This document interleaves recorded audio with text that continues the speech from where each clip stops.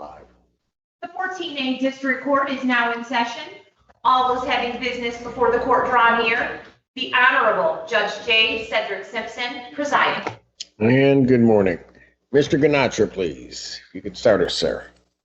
Good morning, Your Honor. Nimish Ganatra, First Assistant Prosecuting Attorney on behalf of the people. Your Honor, at this time, the people move to waive any conflict between this honorable court and the Office of the Public Defender. The prosecutor's office does not believe a conflict exists, but if there is one present, we waive that for all the cases today between the prosecutor's office and the public defender's office before this honorable court. Thank you. Thank you. And is Mr. Brown present? Yes, he is. Mr. Brown? Yes. Or not? No, you're wrong, Brown.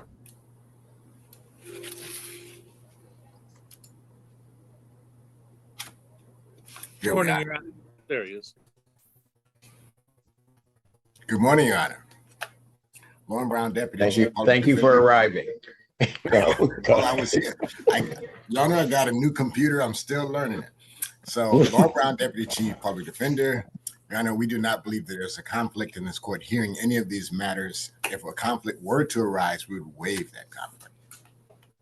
The court, for its part, also does not believe that a conflict exists either under Michigan court rules or the cases decided thereunder. To the extent there is a conflict or one is found to exist, given the waivers, the court will consent to hear the matters. Court does call the case of the people of the state of Michigan versus Emmanuel Joseph Channels. Good morning, Your Honor. Marie Rasinski on behalf of the people, seeking permission to practice pursuant to Michigan Court Rule 8.120 under the supervision of First Assistant Prosecuting Attorney Nimish Ganatra. Good morning. Permission practice is granted. Thank you. Ready, Judge. Torshell Feaster, Assistant Public Defender on behalf of Mr. Channels. Mr. Channel, please state your name for the record. Emmanuel Joseph Channels. Thank you, sir. All right, what are we doing on his cases? Thank you, Judge. We've been trying to reach out to Mr. Channels in the Ohio Department of Corrections. We're having a very difficult time getting an appointment scheduled. I don't know. I'm going to have to reach out for some help to try to make that happen. If we could adjourn this for 2 or 3 weeks, I'll get someone to help me figure this out. Okay, but I think because it's out of state, we need how much time? They've been requesting 4 to 6 weeks. They've been requesting 4 to 6 weeks. Can you get that appointment with Mr. Channels in that time if I give you like 5 weeks? Yes, Judge. I believe so. So I said 5 weeks. I don't know what that is. Yeah. So that would make it November 30th. All right. We've got one. We're doing The that. week after that Would be December 7th. All right, let's do it this way. Probable cause conference in this matter, December 7th, 2023. 9 a.m. or your Zoom invite indicates. All right. Thank you, Judge. Thank you. All right. Thank you. Thank you, Mr. Channels. Thank you. Bond continue.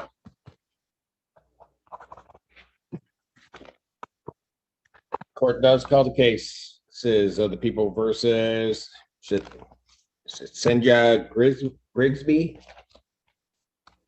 Yes, sir. Good morning, Your Honor. Felicia Grimes appearing on behalf of the people. Good morning, Your Honor. First Assistant Public Defender Colina Anderson with and on behalf of Ms. Grigsby.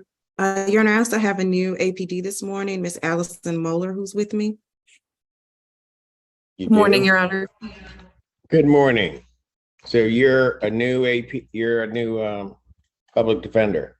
Correct. Yeah, I just started this week. Oh, and you're with Miss Anderson? Yes, that's right. She's training me. Yeah, my condolences. Okay, well, welcome aboard. Thank you, Your Honor. All right, Miss Anderson. Yes, Your Honor. On Ms. Grigsby's case, I did speak with the Forensic Center. They met with her on the 11th of this month. The report's not quite ready yet, and they are asking for 4 weeks. So I would ask to put this out 4 weeks for that purpose. This is set for a competency? Yes. All right. So competency hearing will be adjourned 4 weeks. It's going to put me, Tuesday the 21st. it's going to be on a Tuesday. It will be November 21st, 2023, 9 a.m. No report. Bond will continue. Thank you, Your Honor. Thank you, Your Honor. Thank you. Said November 21, right? Yes, sir. Court does call the cases of the people versus Total-Leigh. Good morning, Your Honor. Nicole Hughes on behalf of the people. Morning. And Assistant Public Defender Lami Saab appearing with and on behalf of Mr. Leigh. Good morning. Good morning. All right, Mr. Leigh, can you state your name, please? Oh, yes, Your Honor. It's Donald Robert Leigh. Thank you, sir. All right. What are we doing on this case? Or in these cases? Your Honor, there are some evidentiary issues that we want to research, so we are requesting an adjournment if possible. What do you mean evidentiary issues? We are looking into drafting a possible motion. We just have to do a little bit of research into They're whether looking into the 180-day statute and whether or not these cases violate the 180-day rule, even though these cases were not charged and he didn't have warrants for these cases at the time that he sent in a 180-day notice. Got it. So that you're aware also, counsel, and I don't know whether the prosecutor's office has received it. I have in, well, I guess it's applicable to both of the cases. Mr. Leigh has filed numerous motions. It looks like he has filed a motion for discovery.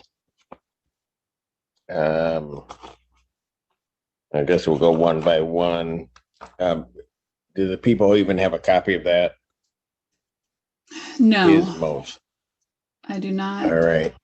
And Ms. Saab, were you aware your client has filed that motion?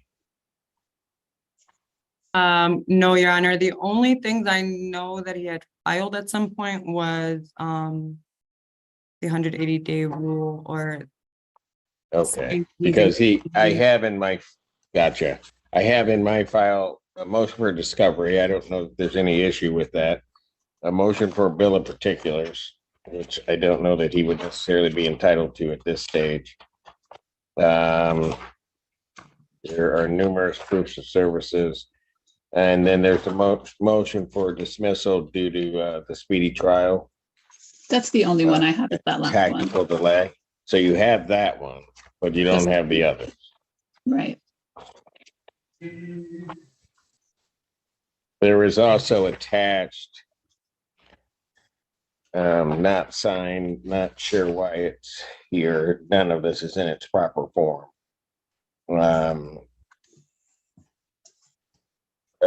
A memorandum of law, not clear what it applies to.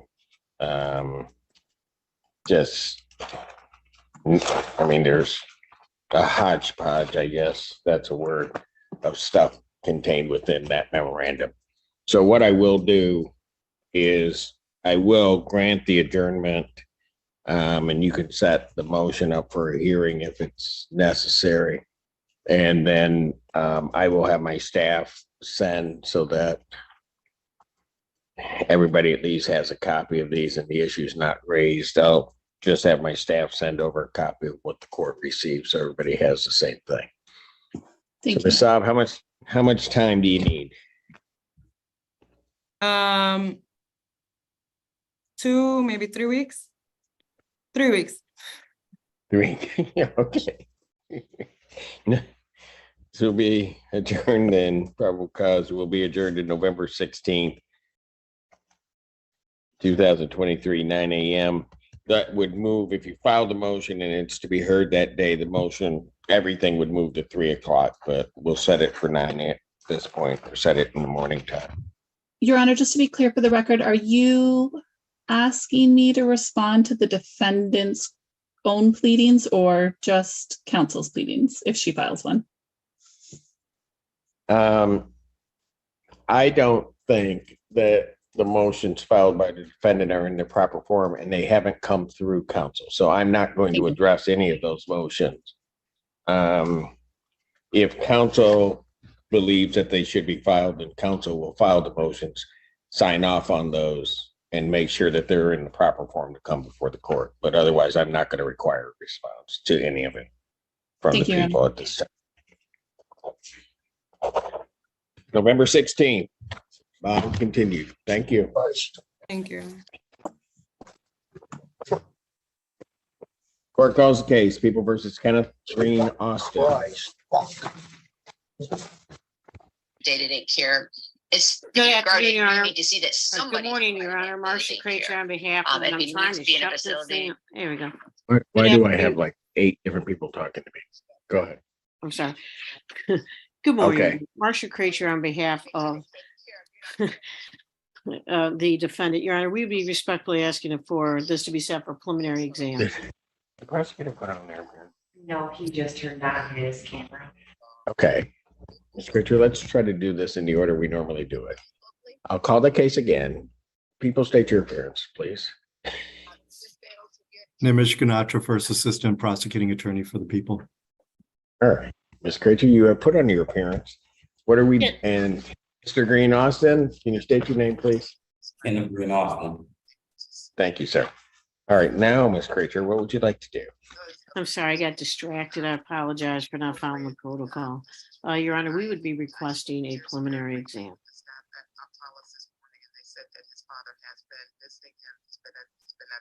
See my ROA on this. I don't see my Carol. Oh, I got it. And all discovery is taken care of? Yes, Your Honor. And the witnesses, as well as the people know, are available. Yes, Your Honor, if we could have 2 weeks out, not next week, I'd appreciate that. He's being held on another matter. All right, very good. November 7th, is that? Yes, sir. Preliminary examination will be set November 7th. Yeah, I set up November 7th, 2023, 9 a.m. And that is before Judge Barr in person. Bond will continue. Thank you, Your Honor. Thank you. Court does call the case of the People versus Trey McAllister. Nicole Hughes on behalf of the People. Bridget Coons on behalf of Mr. McAllister. Mr. McAllister, if you can, unmute yourself and state your name. Hi there, my name is Trey Lamar McAllister. Sure. All right, what are we doing? Your Honor, we would ask for adjournment. Mr. McAllister was referred to mental health court. He has completed an intake. We're just waiting on the final determination for that. And how? You want the 9th or the 16th? Can we have the 9th date? Probable cause conference, November 9th, 2023, 9 a.m. The Zoom invite indicates bond will continue. Thank you. Your Honor, can we actually address bond as well on this file? Quickly. So Mr. McAllister currently has housing through Avalon that he doesn't want to lose. He is able to retain a job as a landscaping contractor through Dave's Drywall in Ann Arbor, as well as working for Ground Cover News. He's been in jail for the last 30 days. We would be asking for a bond reduction to a personal bond. Before I get a response, have you talked to the folks at Avalon Housing? Is he even in jeopardy of losing his housing? I have not had the opportunity. Yeah, okay. Response? Your Honor, this motion was heard at the last probable cause conference and denied. The defendant is in custody for his failure to appear here at a PCC on September 21st. The court issued a bench warrant with a cash surety bond. At the time that he failed to appear, he also had a community corrections bond violation in the report. He was ordered to report to community corrections, and by the time he failed to appear, he had never reported to community corrections. At this point, we have nothing has changed on that. I have no reason to believe that he will be otherwise appearing or compliant. In addition to that, my office is reviewing another warrant request for him for larceny in a building as well. He does also have a retail fraud third case that he is in custody on. I will say his bond on that case, though, is $100, but it has not been posted. For bond reductions denied again. Thank you. Thank you.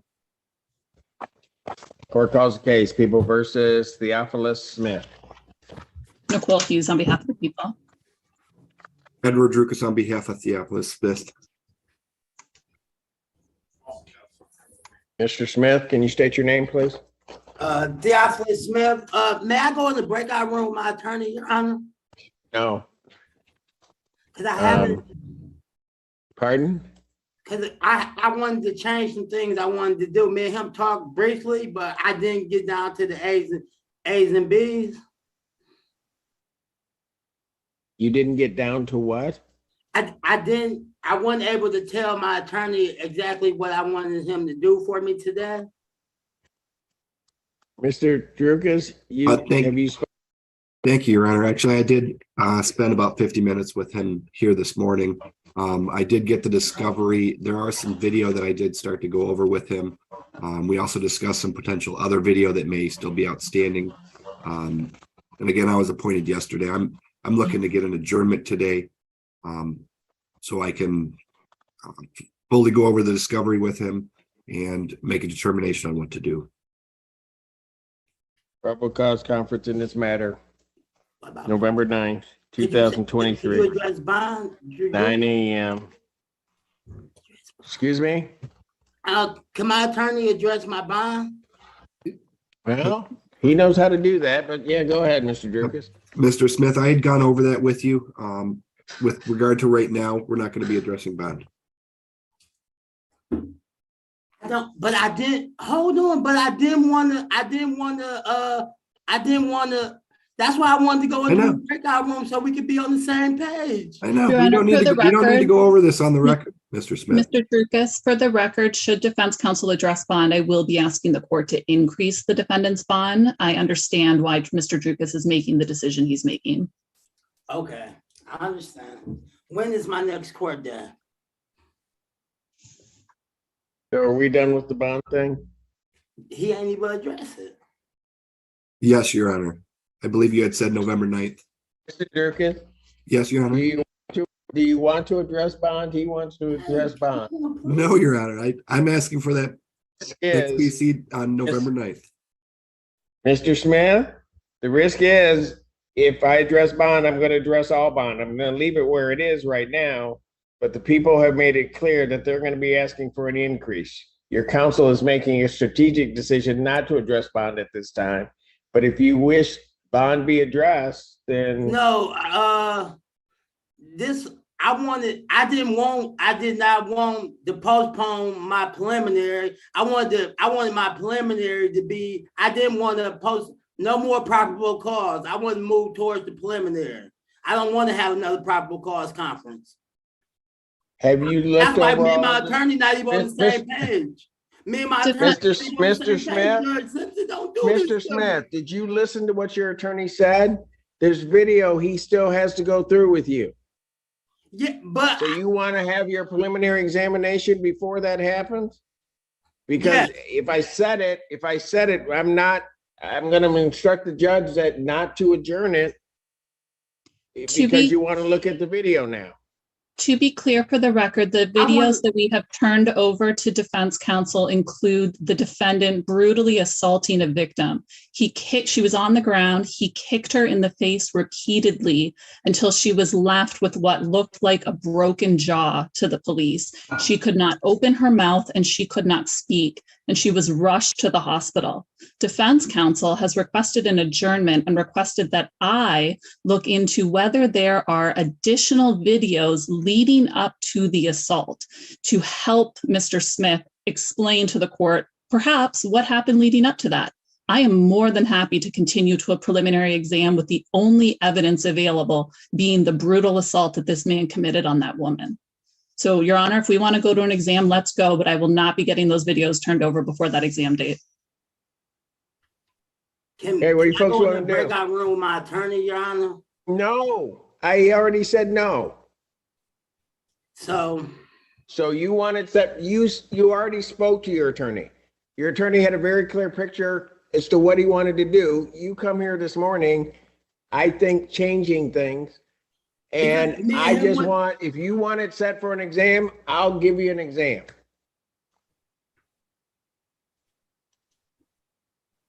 I'm assuming that setting it for an exam, Mr. Drukas, that would be over your advice to him at this point. That is correct, Your Honor. Mr. Smith, let's proceed to November 9th and we'll continue to negotiate with the prosecutor. No, I want to say it to the exam. Okay, well, that's against my advice, Your Honor. We can have an exam Ms. date. Hughes, ready to go to exam this Tuesday? We will do everything we can to get the victim there, and hopefully, right. given her injuries, she's able to speak at that point. All right. Well, we'll figure it out at that Now, can point. we address bond? We'll start his exam. Can we address? We'll start his bond? exam October 31st, Can we address? bond? 2023, 9 a.m. That's before me. Oh, joy. All right. Mr. Drukas, I Yes, Your realize Honor. your client's pushing you over your advice. Do you want me to address bond? No, Your Honor.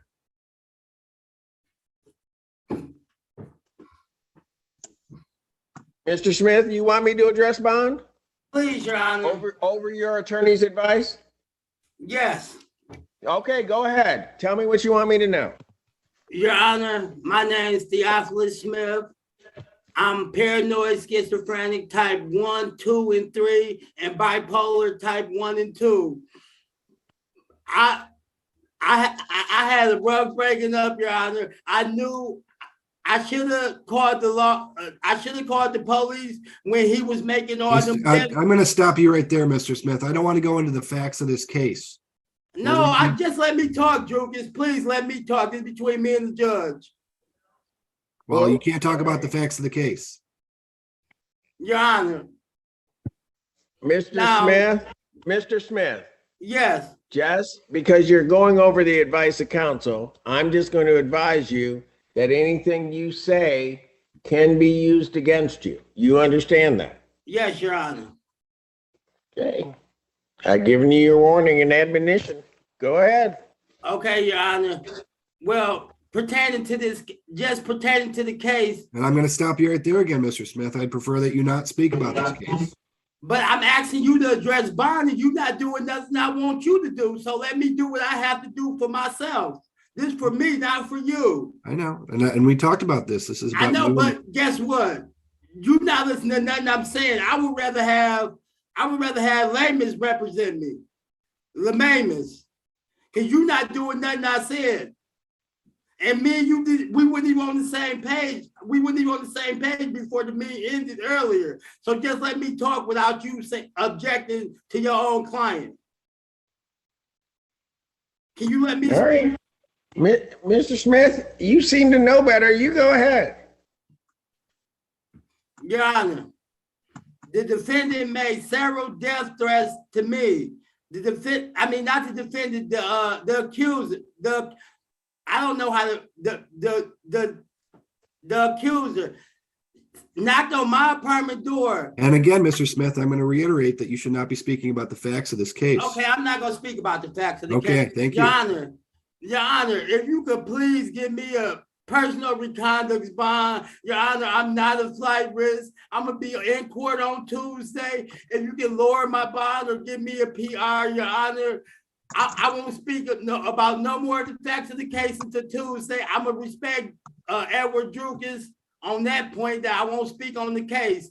But if you could just give me a PR bond or lower my bond, because my family is not wealthy, Your Honor. We are not wealthy, and I can't afford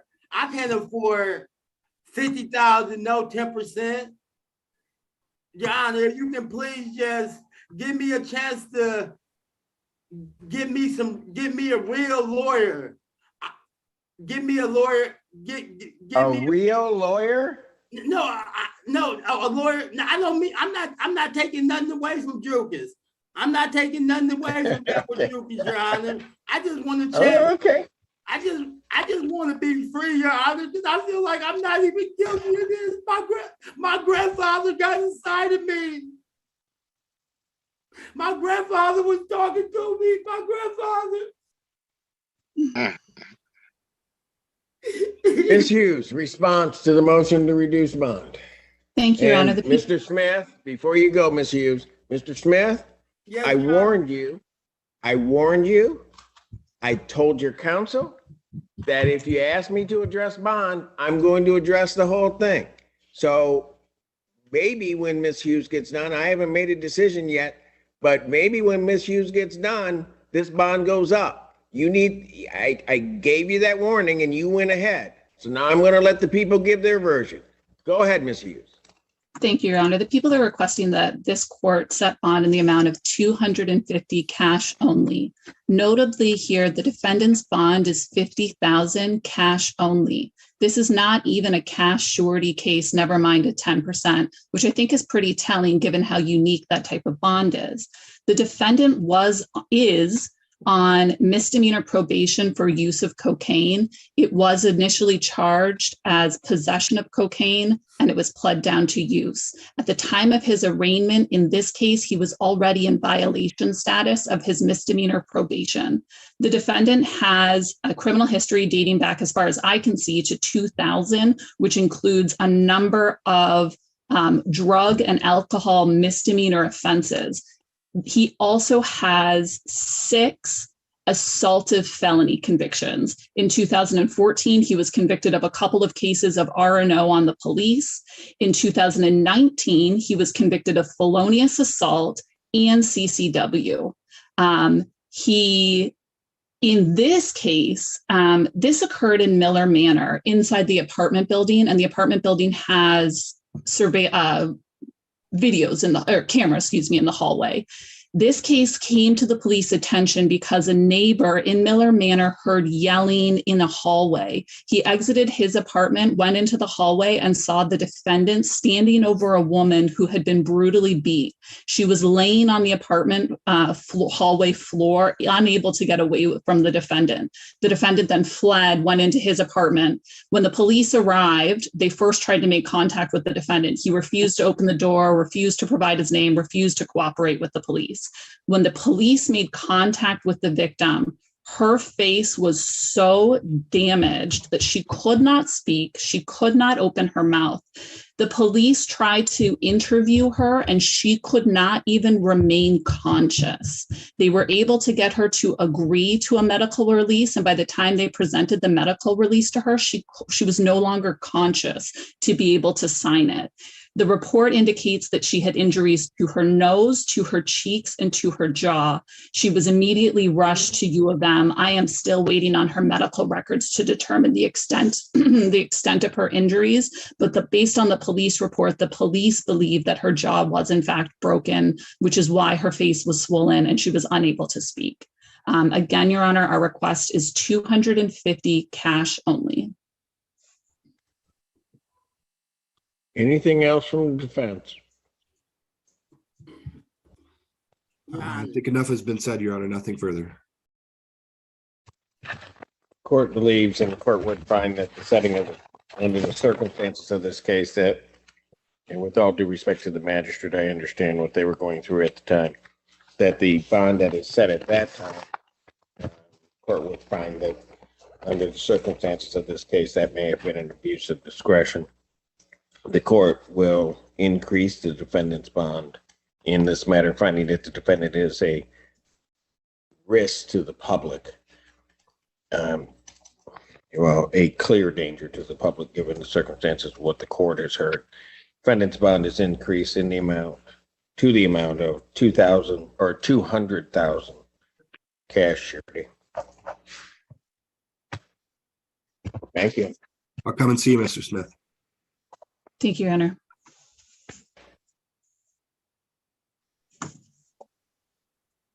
Court calls the case, People versus Raheem Bragg. Marie Rosinski on behalf of the people. Ready again, Judge. Torshell Feaster, Assistant Public Defender on behalf of Mr. Raheem Bragg. Mr. Bragg, please state your name for the record. Raheem Bragg.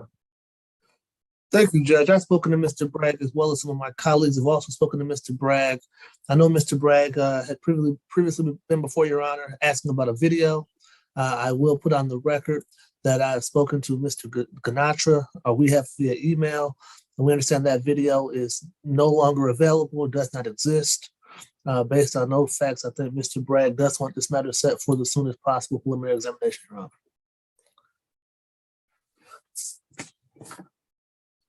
Preliminary examination in person will be set November 7th, 2023, 9 a.m. I should have asked. All discovery then, as you're aware, is complete. That's my understanding, Judge, yes. Could I get All right. bonds as well? And the people, you will have your witnesses by the 7th. Yes, Your Honor. All right. It sounds like Mr. Bragg is asking that I request bond, Your Honor. Yeah. Okay. It's going to be that kind of day. Go ahead. Thank you, Judge. I have met with Mr. Bragg. He does have a couple other cases that are pending. I think Mr. Bragg told me that he has received bonds on those matters. So I think this is the only thing that's holding him. I think he's asking the court to consider a personal bond or a reduction, Your Honor. So he's been released on everything else? Is that correct, Mr. Bragg? Yes. I know he has a circuit. I know he has a circuit court case, Judge. I'm not sure what the bond is. Collins was the only other case I had, and I've been released on a PR bond, and it was just like community corrections or something. It wasn't like, I don't know, but I have been released on it. Response from the people. Your Honor, we believe that bond is set appropriately. This is a felon in possession of ammo case, and he also has another open felon in possession of a firearm and fleeing police case. This was previously set for a preliminary exam, and the defendant failed to appear. I know that was before me, I think. Go ahead. And he's also failed to appear for a previous probable cause conference in August on the 17th. We believe that the defendant is a flight risk and bond should be kept the same. Just so you know, Judge, I am looking at our notes in our system. It does look like he was arraigned by Judge Conlon on that circuit court matter, and it looks like he was granted a personal bond on that file, Judge. So this does appear to be the only thing. And the problem is he didn't show up for a preliminary examination before me. That's and correct. So this actually has to go back before me. So I can't set it. Would the people be ready to go on the 31st? Because I'll have. I believe so, Your Honor. All right, then I'm going to set his preliminary examination since it's my case. October 31st, 2023, 9 a.m. before me. Motion for bond reduction is denied. Bond will continue. Thank you. Thank you, Your Honor. Thank you, Judge.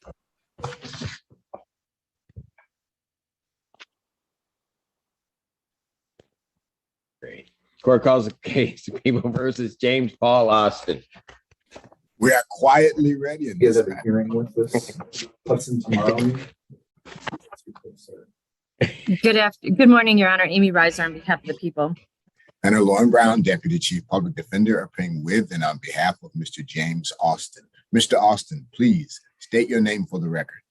That's James Austin. I'm getting. All right. What are we doing? Your Honor, today is the date and time set for the probable cause conference. My client already has a preliminary examination set for November 27th for a different matter. We'd ask if this could be linked up with that. And Your Honor, I'd like to note for the record, at the appropriate time, we will not be addressing bond. All right. You have one. He already has one set November 27th. Yes, that's my understanding. Is that correct, Ms. Reiser? Partially correct. We just were notified from Judge Valvo's court this week that it needed to be moved from November 27th. We were before Judge Valvo last week, and then we adjourned to allow this case to be heard at the same time. She gave us a special date, but she emailed Mr. Banis and I that she wasn't available on the 27th. So it's now set for December 8th, downtown in Ann Arbor. Yeah, I think that's the date. Okay, here's what I'll do, counsel. I'll give you a preliminary examination in person. I'm not sure, although you don't, is it related to this case or no? I mean, that's going to be part of my problem because I don't want the appearance that you're searching for a particular judge on any case. No. Different victim, but same charges and kind of the same course of conduct.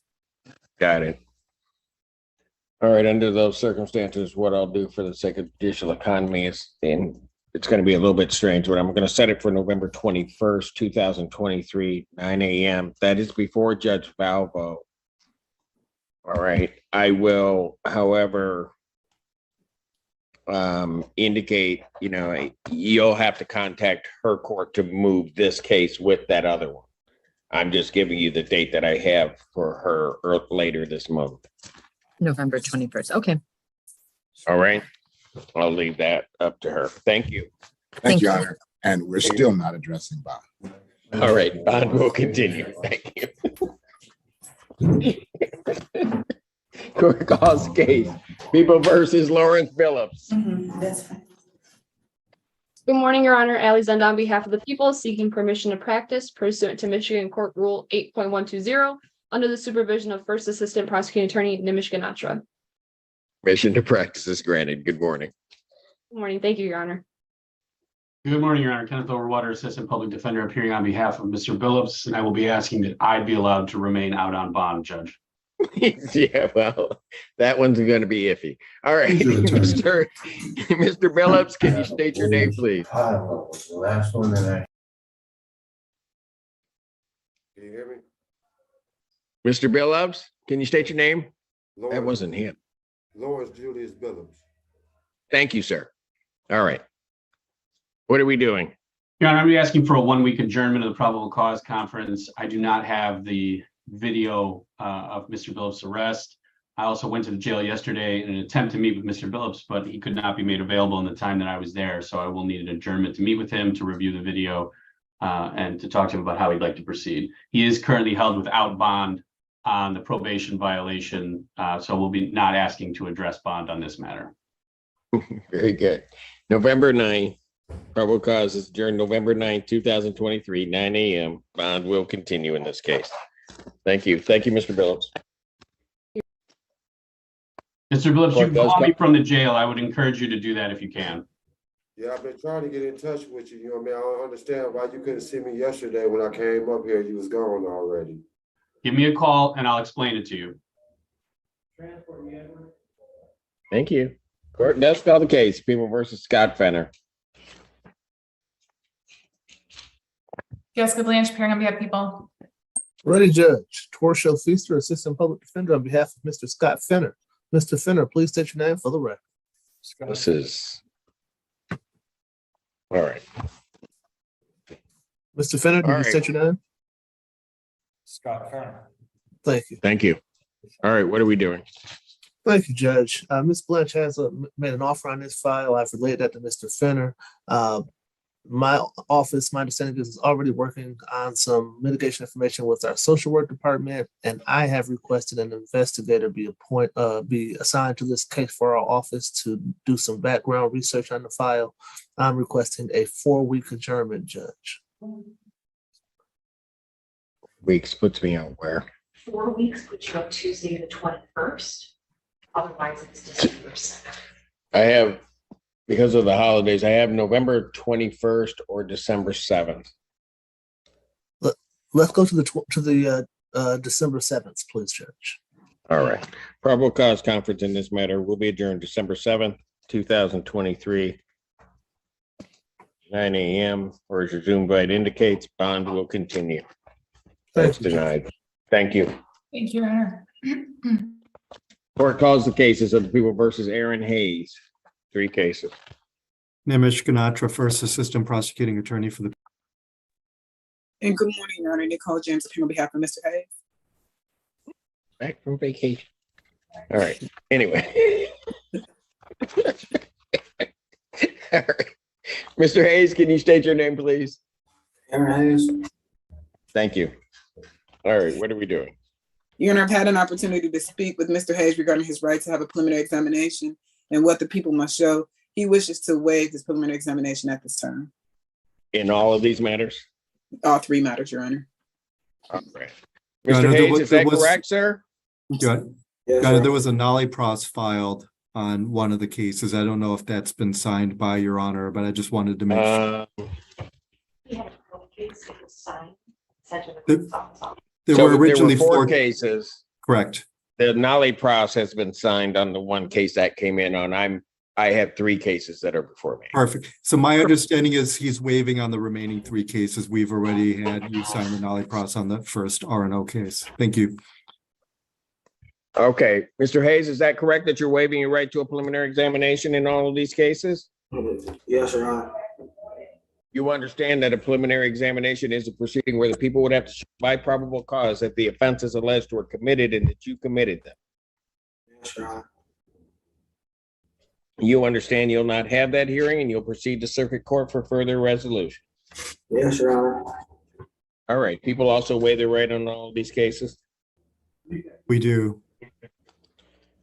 Preliminary examination having been waived, defendant is bound over to circuit court on the single count or count 1 in each case, with count 2 following in case 1363. Ms. James. Judge, we waive formal reading and stand mute. Defendant having waived formal reading, standing mute to all counts, court will enter not guilty plea. Pretrial in these matters will be set for November 6th at 1:30 p.m. with Judge Slay Monday. November 6, 2023, 1:30 before Judge Slay Monday. Thank you, Your Honor. Bond will continue. Thank you. Court does call the cases of the people versus William White. Allie Zend on behalf of the people. First Assistant Public Defender Connie Anderson with it on behalf of Mr. White. Mr. White, can you state your name, please? William White. Thank you. All right, what are we doing? Your Honor, in both cases, we're requesting a preliminary exam. And discovery is all complete? Yes, Your Honor. I did send a request just for some jail messages, but I believe that those can be taken care of within the time frame. All right, and the people believe that all witnesses will be available? I believe so, Your Honor. Everybody's so definite. All right. Preliminary examination in this matter will be set for November 7th. In person at November 7th, 2023, 9 a.m. That is before Judge Barr. Bond in these matters will continue. Thank you, Your Honor. Thank you, Your Honor. Thank you.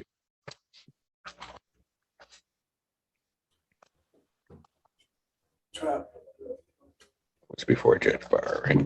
Yes. They're here. Court does call the case of the people versus Guy Steinman. I don't have him on my screen. Good morning, Your Honor. Laura Billenbring on behalf of the people. Ready again, Judge. Torsha Feaster, Assistant Public Defender on behalf of Mr. Guy Steinman. Mr. Steinman, please state your name for the record. Guy Warren Steinman. I don't have video on him at this point. It's on, but I don't have a cover on the camera. I was muted. No cover is on the camera, Your Honor. I'm trying to start the video now. Okay. All right. Although I don't have visual on him, counsel, there's no objection to proceeding. We can. So I don't know what we're doing on this. No objection, Judge. We're just requesting an adjournment. My understanding is that Mr. Steinman is still at the forensic center undergoing treatment. They are hopeful to restore him to competency, but at this point that we are not there yet, Your Honor. All right. That is going off the October 5th report. Yes, Judge. All right. There's no other additional evidence. No, Your Honor. All right. I'll set a review of the competency hearing. You want January 18th, 2024. For January 18th, 2024, 9 a.m. Bond will continue. Thank you. Bond. Can I postpone? Court calls the case. People versus Joshua Cook. Allie Zend on behalf of the people. Bridget Coons on behalf of Mr. Cook. Mr. Cook, if you can state your name in full. Your Honor, you. I did All go, right. sorry. Go ahead. I did go to the jail today or yesterday to meet with Mr. Cook, but he declined to meet. So Mr. Cook, we would be asking for a short adjournment. And then Mr. Cook, next time I come up there, you'd have to meet with me. I apologize. They just put me on medication for, what is it? That's okay. I apologize for not coming. Okay, now that all the apologies are over, probable cause will be adjourned November 9th, 2023, 9 a.m. Bond continued. Thank you. Thank you, Your Thank you, Honor. Mr. Cook. Court calls the case, People versus Jasmine Neal. Honorable and bring to the Good people. morning. Oops, sorry. And Edward Drukas for Jasmine Neal. I'm standing in for the attorney of record, Marcia Kracher. Why? She's right here. Yeah, I am here, Oh. Mr. Drukas. Thank you. Thank you, Your Honor. And Ms. Kracher. Good morning, right. Your Honor. Marcia Kracher on behalf of Miss Neal. Ms. Neal, can you turn on your camera and state your name, please? Yeah, it's Jasmine Neal. All right. Good morning. All right. What are we doing on this case? Your Honor, I have been in discussions with Miss Willingbring about this matter. Miss Willingbring is looking for a mitigation information to hopefully offer my client a misdemeanor. My client has her first CMH appointment coming up. We would ask for a 2-week adjournment, and then Miss Willingbring, being presented information, should be able to have more information to feel more comfortable about making a misdemeanor offer, Your Honor. So you're going to be able to get that all done in about a week and give Ms. Willingbring time to look at all of that? So 2 weeks is going to be enough time for you to do that? Your Honor, my understanding is that her first appointment at CMH is November 1st, so I think that a longer adjournment might be appropriate. Yeah. Okay. Thank you. It's November 4th. Probable cause conference. What's my date after the 16th? After 6th, Tuesday, the 21st. November 21st, 2023, 9 a.m. That's a Tuesday, folks. Bound to continue. Your Honor, thank you very much. Thank you. Thank you, ma'am. Court calls the case, People versus Gregory Taylor. Jessica Blanche, appearing on behalf of people. Good morning, Judge Simpson. Attorney Carl Jordan, P number 57226, appearing by Zoom on behalf of Mr. Gregory Taylor. Mr. Taylor is also by Zoom, and this is with our consent, Your Honor. All right. Mr. Taylor, can you state your name, please? Gregory Taylor. Thank you. All right. What are we doing? Your Honor, I had an opportunity to speak to Dr. Seresny, who will be meeting with Mr. Taylor later this morning. He will be conducting the Zoom interview with Mr. Taylor there in the jail. So we're respectfully requesting to come back on the 21st. I spoke to Dr. Seresny. He said that that should be enough time for him to complete the report. Without objection, probable cause conference will be adjourned November 21st, 2023, 9 a.m. Mr. Taylor, you will be seen by, I'm sorry, Judge. Mr. Taylor, you'll be seen by the doctor later on this morning. Thank you, Your Honor. Thank you, Ms. Blanche. Thank you. Court calls the case, People versus Aaron Bowers.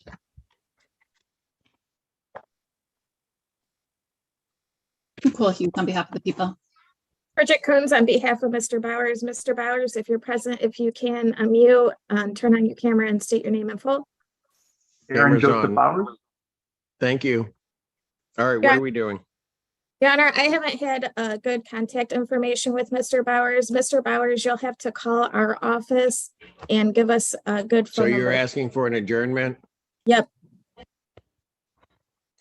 Probable cause conference, November 9th, 2023, 9 a.m. or your Zoom invite indicates. Mr. Bowers, do you have the public defender's office number? I do, Your Honor, yeah.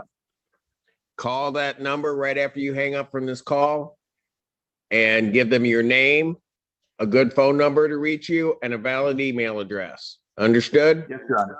Yes, Your Honor. All right, bond will continue. Thank you. Thank you, Your Honor. You. Court calls the case, People versus Esmond Britt. Nicole Hughes on behalf of the people. First Assistant Public Defender Kalina Anderson with on behalf of Mr. Britt. Mr. Britt, will you please unmute and state your name? Esmond Costa Britt. Thank you. All right, what are we doing?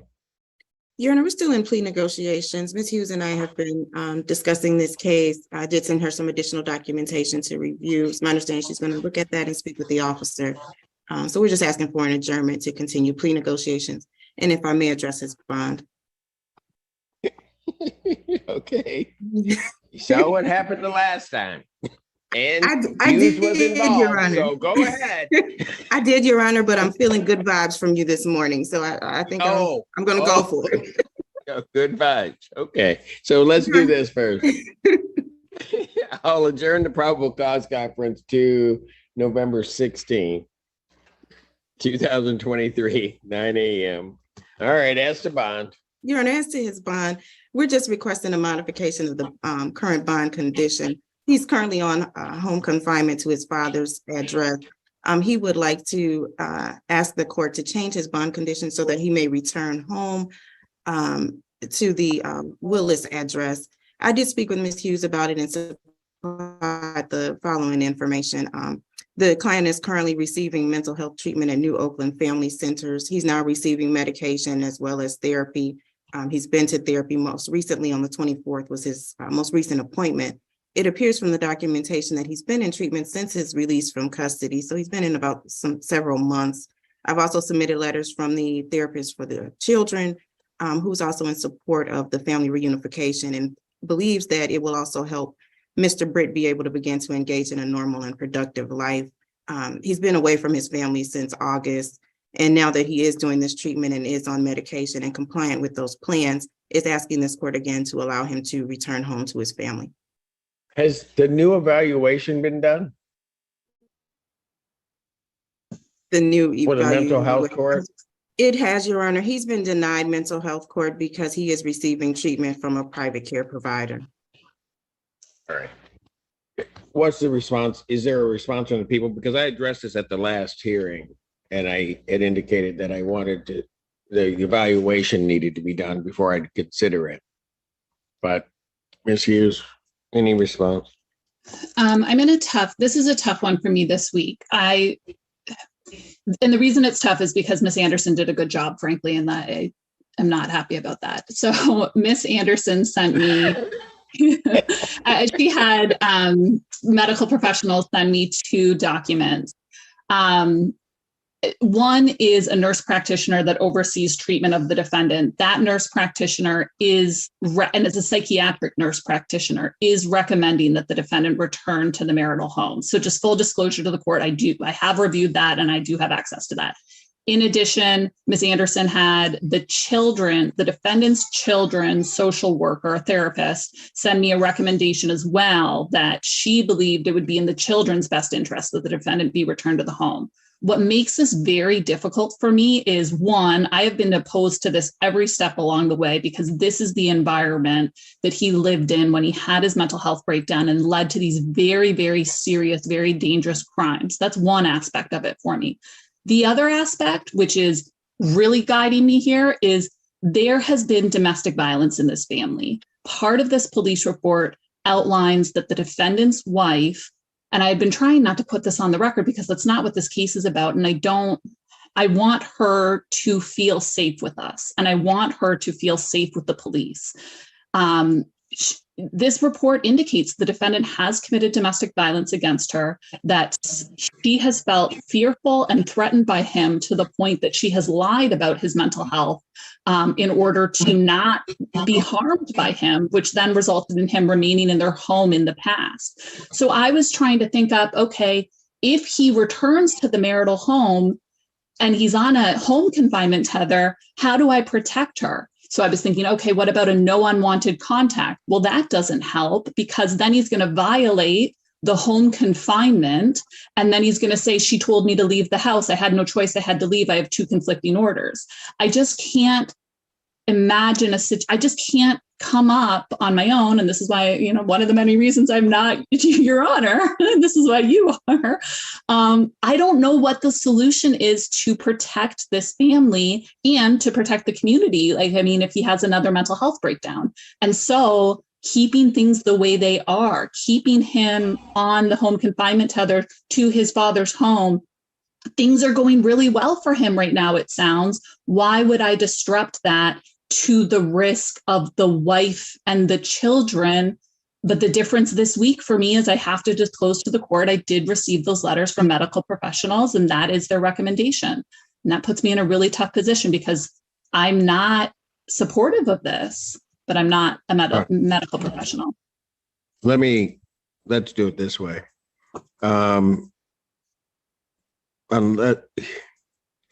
I'd like to, before making a decision on it, see the reports myself on that. I typically in these cases, also the court is not privy to the police report, but I'd also like to see the portions of the police report that refer to, I'll call it the domestic discourse that is going on, and particularly highlighting those things, so that I can see it for myself and kind of try to make a call on this. So while I've set the probable cause conference for the 16th, because we're looking at other things, I'll set a motion for bond hearing. I'll set that for next week on the 2nd at 3 p.m. And if you can get that over to Ms. Weidling, then I can take a look at that and make an informed decision. But at this time, his bond will continue. Thank you, Your Honor. I'll get that over this afternoon. Thank you. Thank you.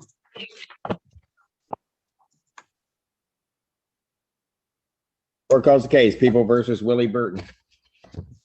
Nicole Hughes on behalf of the people.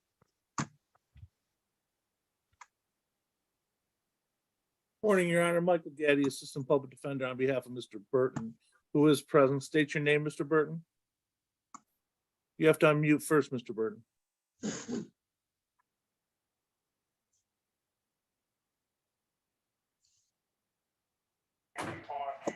Yes, my name is Willie Burton. Okay, thank you. All right, what are we doing on this? Your Honor, Mr. Burton has this matter. He also has a matter in circuit court where there's a sentencing that is scheduled for November 30th. I think Judge Slay is well aware of this matter, and I don't think it will impact what's going to happen, but just for the sake of being safe, I'd ask the court to adjourn this matter briefly so I can check on that. Probable cause conference without objection, November 9th, 2023, 9 a.m. Bond continued. Thank you, Your Honor. Thank you. Thank you, Mr. Bird. Okay, it's November 9th. Yeah, November 9th. Court calls the case, People versus Gerald Turner. Ellie Zend on behalf of the people. Good morning, Your Honor. Marcia Creature on behalf of Mr. Turner. Mr. Turner, could you please state your name? Gerald Turner. All right, what are we doing? Your Honor, I've been in discussions with Mr. Ganatra. Mr. Ganatra has requested some mitigation information prior to making an offer. I would be asking for a 3-week adjournment. We do have the ball rolling. Mr. Turner has met with a social worker, and he is seeing a psychiatrist in the jail early next week. Conference during November 16th, 2023, 9 a.m. Or Zoom invite indicate bond continued. Thank you, Your Honor. Thank you, Your Honor. Court calls case, People versus Jeff Davis. I don't have him. Wait. Okay, Jeff Davis. Nicole Hughes on behalf of the people. Ready, Judge. Torshell Feaster, Assistant Public Defender on behalf of Jeff Davis. And it looks like Wayne County is going to get him. There he is. Mr. Davis, please state your name for the record. Jeff Davis. Thank you, Judge. I believe there is a report from the Forensic Center in the file, if it has not already been stipulated to, stating that Mr. Davis is Well, hold on. What's the date of the report? That's a great question. I don't have a report. Well, I guess what I would request, Judge, is that we adjourn this matter a couple of weeks and make sure the court and the people have a copy of the report. And then at Do that you point, have a copy? my office did receive a copy, is what I have been notified of, and the notes indicate that he was competent. I don't personally have that copy though. The letter is dated September, the report, excuse me, is dated September 19th, 2023. My office received it September 26th. I don't have it. I I can don't send know. this in to the court. Please do. These have got to get to my file. Are they addressing that? I sent that email last week. He said he would assist. Jay, I need them to address this. I need those in my file. Probable cause conference will be, or competency review, actually. Will be adjourned to November 9th, 2023, 9 a.m. Continued. I apologize, folks, for the court not having it, although Thank you, Judge. I have to No go up there and do my own. I have to go up there and do my own darn mail. All right. Thank you, Judge. Court calls the case. People versus Larry Morris. That's number 5 of those. Ms. Wagner. Yes, sir. Go ahead. I'm sorry. No problem, Your Honor. Good morning, Your Honor. Regina Garrett-Carroher on behalf of Mr. Morris. Larry, can you get him to unmute you so you can state your name for the court, please? Larry Morris. And Your Honor, today is the day and time set for a probable cause conference. I have been in many email talks, chatting back and forth with Mr. Ganatra, actually. To be honest, I think we need to adjourn this one more time so that we can work through one last issue. I believe this case will resolve if we can do that. Probable cause conference, November 9th, 2023, 9 a.m. Bond continued. Thank you, Your Thank Honor. you. Thank you. Yes. Court calls the case. People versus John Paul Remus. 2 cases. Ready in that matter, Your Honor. Felicia Grimes on behalf of the people. I know Lauren Brown, Deputy Chief Public Defender, appearing with and on behalf of Mr. Remus. Mr. Remus, if you could state your name for the record, please. Good morning, Your Honor. Just for appearance's sake, Regina Garrett-Carroher appearing also on behalf of Mr. Remus in the case ending in 1437. All right. Okay, what are we doing? So I've also been in contact with Mr. Ganatra about this case. At this time, I would be requesting an adjournment because I just recently received this case and I need a chance to go over discovery with him. Additionally, probably at the next setting, I would want to talk about bond. I did get the opportunity to speak with him as well as his grandfather and his mom, but I haven't spoke with him since I talked to them. So I'd like to discuss that with him. And Mr. Brown, what are we doing on your case? Your Honor, I did have a chance to speak with Mr. Remus. We did discuss what his character has placed on the record. So we're all in agreement with the request for an adjournment. All right. What, 9th or the 16th? Either works for me, Your Honor. Your Honor, I apologize. Here, 1 second. Either way works for me as well. 9th anyway. What? I say either way works for me as well, Your Honor. Thank you. All right, 9th, November 9th. Going to quit asking. 9 a.m. Bond continued. I'm here most days anyway. Well, I was trying to be nice, but I'm going to stop that. I appreciate that, Your Honor. Thank you. It's a Thursday morning. No, I'm not. It's nice doesn't look good on me. I'm done. All right. Thank you. Your Honor, I Bond missed the continued. start of that. The court calls the case. So the people versus Antonio Bryant. Allie Zend on behalf of the people. Michael Gaddy, Assistant Public Defender on behalf of Mr. Bryant, Your Honor. Antonio Bryant. Mr. Bryant. Oh, is Antonio state Bryant. your name? Antonio Bryant. Mr. sir. Bryant, aka iPhone 1. All right, what are we doing? Your Honor, I've had a chance to discuss this matter with Mr. Bryant. He wishes to set this matter for a preliminary exam. Preliminary examination in person will be set November 7th, 2023, 9 a.m. before Judge Perry. Thank you, Your Honor. Thank you. Bond continued. Thank you, Your Honor. Court calls the case, People versus Marcion Cadell. Nimish Ganatra, First Assistant Prosecuting Attorney for the People. And Assistant Public Defender Lamia Saab appearing with and on behalf of Mr. Cadell. Mr. Cadell, if you can unmute and state your name for the record. Marcion Cadell. Thank you, sir. All right, what are we doing? Your Honor, in this case, we are also asking for an adjournment of a possible 3 weeks. We're looking into potential Fourth Amendment issues that we'd like to research and make sure we're making the right decision. Probable cause conference, November 16th, 2023, 9 a.m. or Zoom invite indicates bond will continue. Thank you, Your Honor. Thank you. Court calls the case, People versus Travis Williams.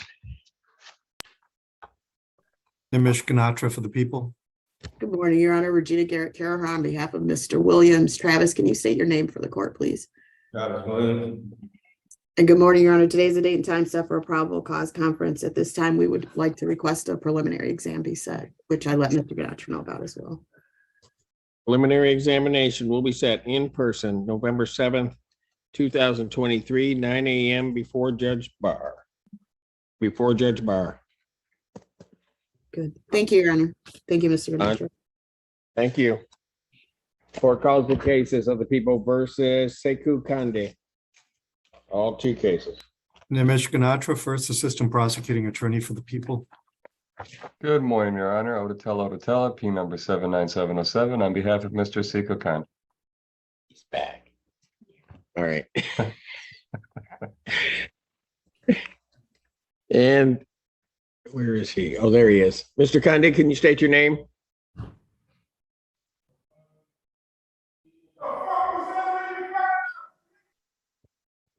Sekou, could you state your name for the record? Speaking. Okay, got it. All right, what are we doing?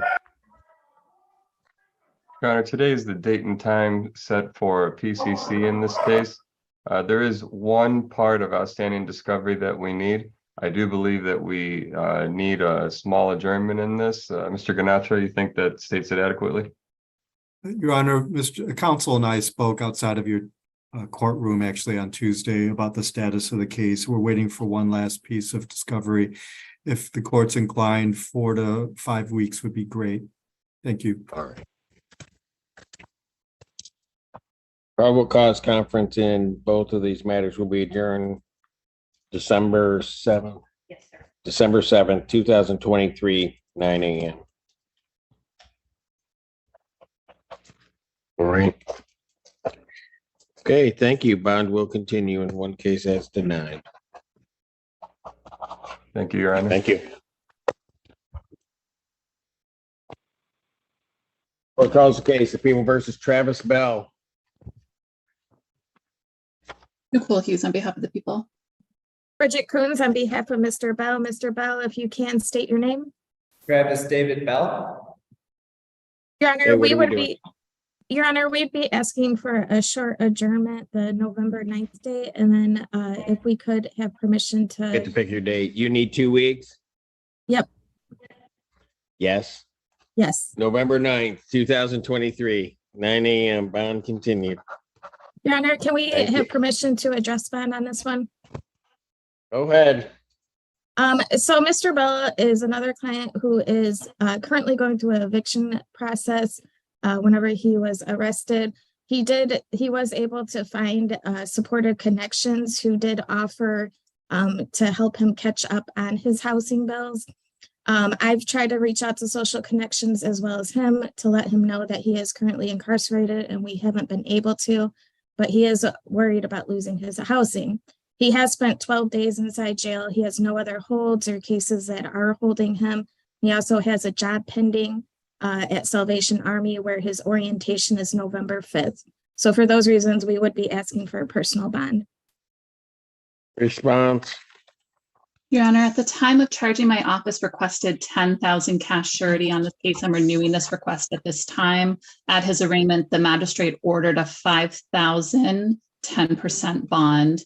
The defendant, from his criminal history, it appears that he has, and from the police report, a substantial substance abuse issue. His criminal history dates back as far as 2001, as I can see. He has a number of drug convictions, one including a 2013 maintaining a controlled substance lab, 2017 possession of controlled substance. In 2017, he also had a number of FT, financial transaction device convictions, 5 of them, in fact. He was sent to prison on those cases and was on parole supervision until 2021. In this case, he entered through the back doors of a church, essentially to go in and look for things that he could steal. He found a water bottle full of money. He then continued on to an office where he was then discovered by people coming into the church that rightfully belonged there. And he tried to flee from them. The man that found him actually tackled him off of his bike to prevent him from fleeing and stealing the money that was found in the church. When the police arrived, I won't swear, but the defendant said that he effed up and that he drank too much, resulting in this behavior. His bond is pretty low at this point at $500, but we requested 10,000 cash surety. Motion for bond reductions denied. Bond will continue. Thank you. Thank you.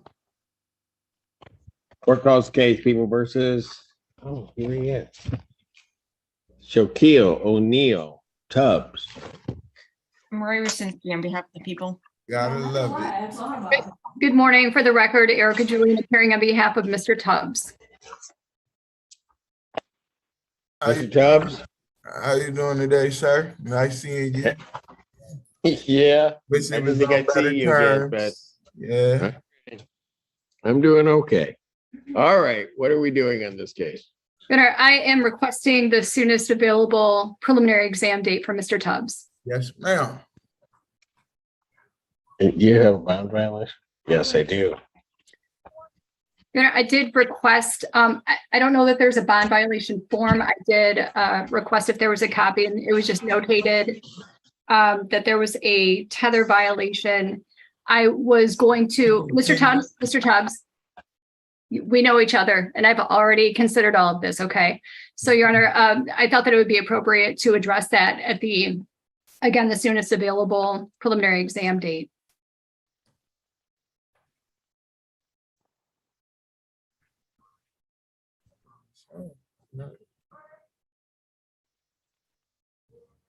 Preliminary examination will be set in person. All discovery is complete. Yes, Your Honor. Witnesses would be available on the 7th. Yes, Your Honor. You seem to be ready to go. Preliminary examination, November 7th, 2023, 9 a.m. before Judge Perry. Bond will continue. Thank you, Your Honor. Mr. Tubbs, I'll send you out shortly. Thank you. Thank you. Thank you. When you say my next court date? Court calls the case. People versus Mark Capaldi. Nicole Hughes on behalf of the people. And good morning, Your Honor. Assistant Public Defender Chinazi Kyriakin on behalf of Mr. Capaldi. Mr. Capaldi, could you unmute and state your name for the record, please? You have him checked in. Yes, I do have him checked in. Mr. Capaldi? I do see him. I got him. Mark Capaldi.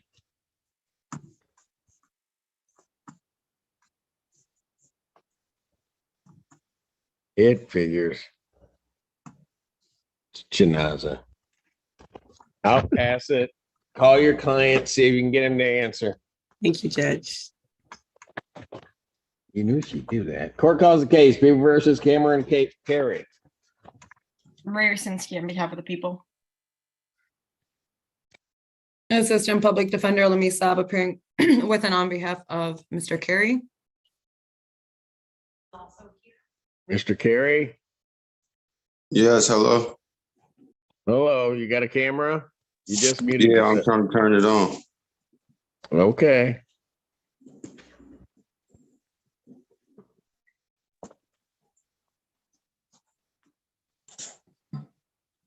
There you go. All right, state your name. Cameron Carey. All right. Or what are we doing on this case, folks? Your Honor, we are requesting a preliminary exam date in this matter. First name Gerard, last name Calhoun. All right. And all discovery is complete Yes, Your Honor. and witnesses will be available on the 7th. Yes, Your Honor. Preliminary examination, November 7th, 2023, 9 a.m. before Judge Barr. Thank you, Your Honor. Bond will continue. Thank you. Court calls the case of the people versus Jared Calhoun. Ally Zend on behalf of the people. Mike Getty, Assistant Public Defender, on behalf of Mr. Calhoun in both matters, Judge. Mr. Calhoun, state your name. First name Gerard, last name Calhoun. All right, thank you. All Welcome, right, sir. what are we doing? Your Honor, I've had a chance to speak with Mr. Calhoun and go over this matter with him and explain his options. He wishes to set these matters for preliminary exams. All right, discovery is all set. I believe so, Judge. And the witnesses would be available on the 7th. I believe so, Your Honor. Wait, you guys are so deaf. All right. I'll indicate that they are. In law school, they told us those were called weasel words, Judge. Yes, and you do that very well. Preliminary examination will be set November 7th, 2023, 9 a.m. before Judge Perry in both matters. Thank you. Bond will continue in these cases. Thank you, Your Honor. Thank you.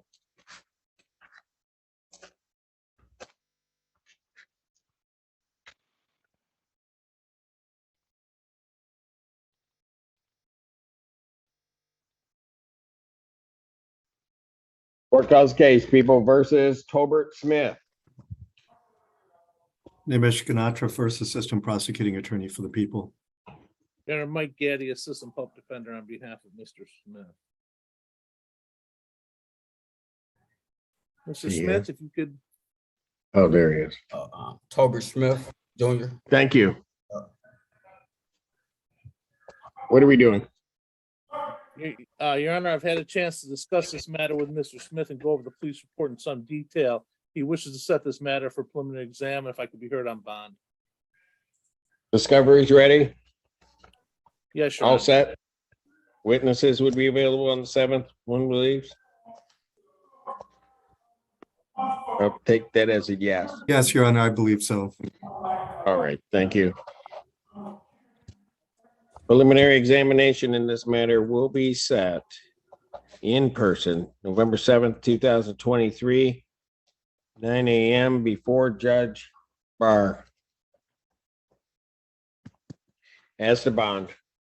Your Honor, Mr. Smith is, he does reside in the area. He's not a flight risk to leave the jurisdiction in any way, shape, or form.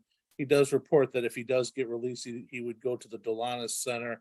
I have had some chance to communicate with Mr. Ganatra. He informs me that there may be another case pending. I'm not gonna gild the lily with it, or coming down the pipe. I'm not gonna gild the lily with you. He failed to appear at his preliminary examination previously set. Yes, Your Honor, he explains that was a. This is a Judge Barr case. Pardon? Yes, he and I spoke about that. It was a snafu perhaps with the US mail. We need them to mark these files if it comes back from the judge. It's already been given because this second one today. So I'm moving the preliminary examination date to the 14th. This is before Judge Burke. You said Judge Burke, Motion Your for, Honor? yes, motion for bond reduction is denied. Bond will continue. Thank you.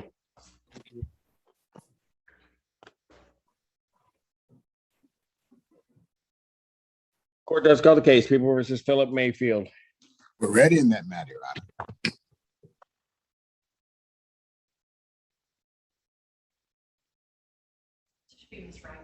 Ms. Reiser? Really? She's always like right here. Laura Willenberg for the people, Your Honor. Thank Your Honor, you, Ms. Lauren, Willard. Lauren Brown, Deputy Chief Public Defender, appearing with and on behalf of Mr. Philip Mayfield. Mr. Mayfield, please state your name for the record. Philip Mayfield. Your Honor, today is the date and time set for the probable cause conference. I had a chance to speak with Mr. Mayfield. There are no offers in this matter currently. My client wishes to waive his right to preliminary examination and will agree to be bound over to circuit court at this time. Right, Mr. Mayfield, is that correct? Yes, sir. You understand that a preliminary examination is a proceeding where the people would have to show by probable cause that the offenses alleged were committed and that you committed them. Yes, sir. All right, you understand you will not have that hearing and you'll proceed to circuit court for further resolution. Yes, sir. All right. People also waive their right. Yes, Your Honor. Preliminary examination having been waived, defendant is bound over to circuit court on both counts. Mr. Your Brown. Honor, we acknowledge receipt of the information. We waive its reading on the record. My And your entered a client. plea of not guilty.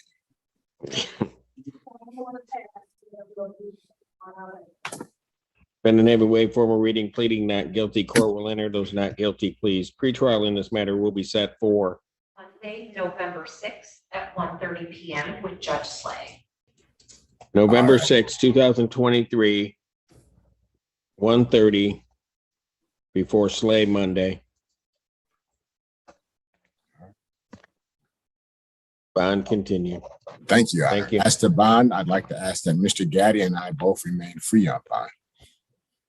I'm still considering that. I took that under. All right. Thank you. Daddy, I may let go. Court calls the case. People versus Dion Covington. Nimish Ganatra for the people.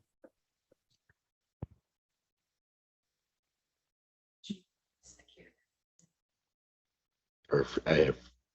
Is that? Mr. Carriac and really? Like, I am here, Judge. Okay, you want to, Apologize. Which case did you call, Your Honor? Dion Covington. Yes, Your Honor. Assistant Public Defender Chinazi Carriac and Ruley on behalf of Mr. Dion Covington.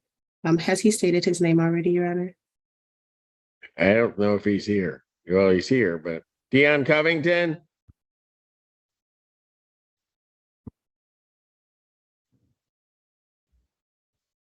Dion Covington. That's number 2. Give that one a call, see if you can get him to answer. Absolutely, Your Pass Honor. it.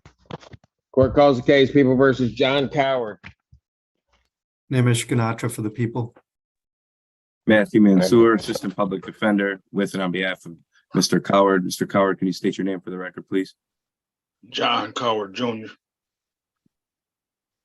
Thank you. All right, what are we doing? Your Honor, we'd like to ask for an adjournment on this matter to review mitigation letter and continue plea negotiations. Probable cause conference will be adjourned to November 16th, 2023, 9 a.m. Which Zoom invite indicates bond will continue. Thank you. Thank you. Court calls the case, People versus DeMarcus Webb. Ally Zend on behalf of the people. Bridget Coons on behalf of DeMarcus Webb. Mr. Webb, if you can unmute yourself and state your name. Marcus Webb. Thank you. All right, what are we doing? Your Honor, I have had the opportunity to go over the standards with Mr. Webb for a preliminary examination. There are no offers at this time, but Mr. Webb would like to waive the preliminary examination. Mr. Webb, is that correct? Yes, sir. And you understand that a preliminary examination is a proceeding where the people would have to show by probable cause that the offense alleged was committed and that you committed it. Yes, sir. You understand you won't have that hearing and you'll proceed to circuit court for further resolution. Yes, sir. People also waive their right. Yes, Your Honor. Preliminary examination having been waived, defendant is bound over to circuit court on the single count. Ms. Coons. Your Honor, we would like to waive formal reading of the charges and plead not guilty. Defendant having waived formal reading and pleading not guilty, court will enter that not guilty plea. Pretrial in this matter will be set for November 7th at 1:30 p.m. with Judge Conkey. November 7th, 2023, 1:30 before Judge Conkey. Bond continued. Thank you, Your Honor. Court calls the case of the people versus Nathan Estep. Ally Zend on behalf of the people. Assistant Public Defender Chinazi Carey, I can rule, Your Honor, on behalf of Mr. Nathan Estep. Mr. Estep, you're present. Could you please state your name for the record?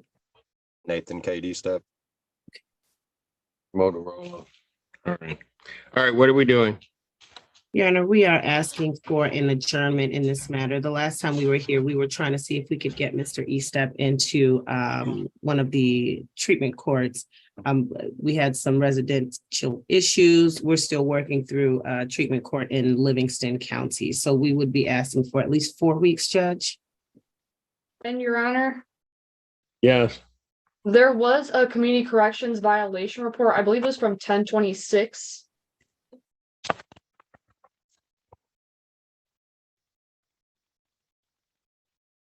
Yes, I Yeah. have 10/23. That 10/23. All right. And Your Honor, Mr. Ganacho did bring that report to my attention. Unfortunately, I have not had an opportunity to speak with Mr. Estep to find out exactly what is going on with that report, what the report claims. Well, he's not.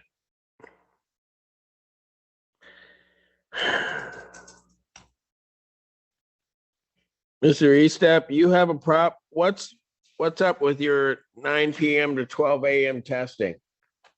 I got a call the other day. It's the only problem I have is it's at 11 p.m. is one of my times, or 9 through midnight, and my alarm, I don't know what the problem is with it going off or not waking me up. That's the only problem that I've had with it. Other than that, I'm trying to stay on top of it as best as I can.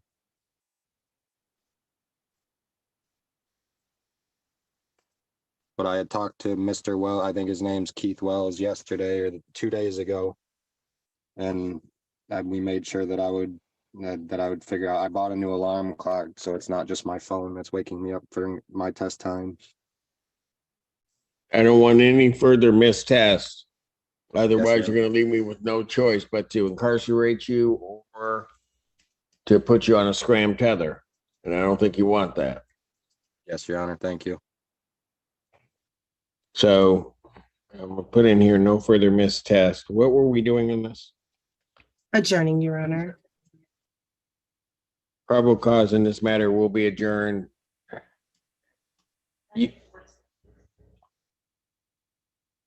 December 7th, 2023, 9 a.m. Bond continued. Thank you. Thank you, Your Honor. Mr. Estep, please call me. Yes, ma'am. Court calls the case, People versus Mohammed Dian. Rare Sinsky on behalf of the people. And Assistant Public Defender Chinazi Carey, I can rule, Your Honor, on behalf of Mr. Mohammed Dian. Mohammed, could you please state your name for the record? My name is Mohammed Dian. I was trying to know if it's all right if I have a breakout room with you, Shanaza, because I haven't really talked to you. No, you don't get a breakout room. And what are we doing today? Okay. Your Honor, we were going to be asking for an adjournment. Mr. Overwater from my office did go and meet with Mr. Deanne this week and discuss the case with him. We're waiting for body cam video, so more discovery is needed. We also have some discovery on our end that Mr. Diane's family members are going to be able to present. So we are looking to get all of that information together, Your Honor. We'd also like to address bond when the court is ready. Probable cause conference will be adjourned to November 9th, 2023, 9 a.m. As to bond. As to bond, Your Honor, Mr. Deanne has currently a bond on this case. This is the only matter holding him.